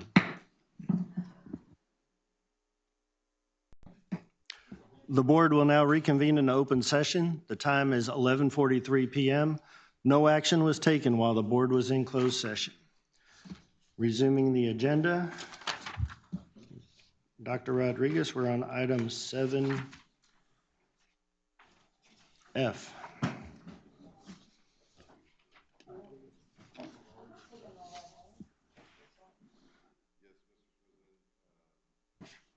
Board and audience.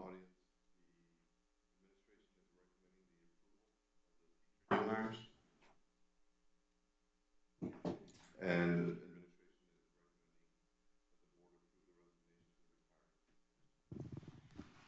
I'll move to approve. Second. I have a motion to approve by Ms. Guy and a second by Mr. Renteria to approve teacher new hires and resignations as presented.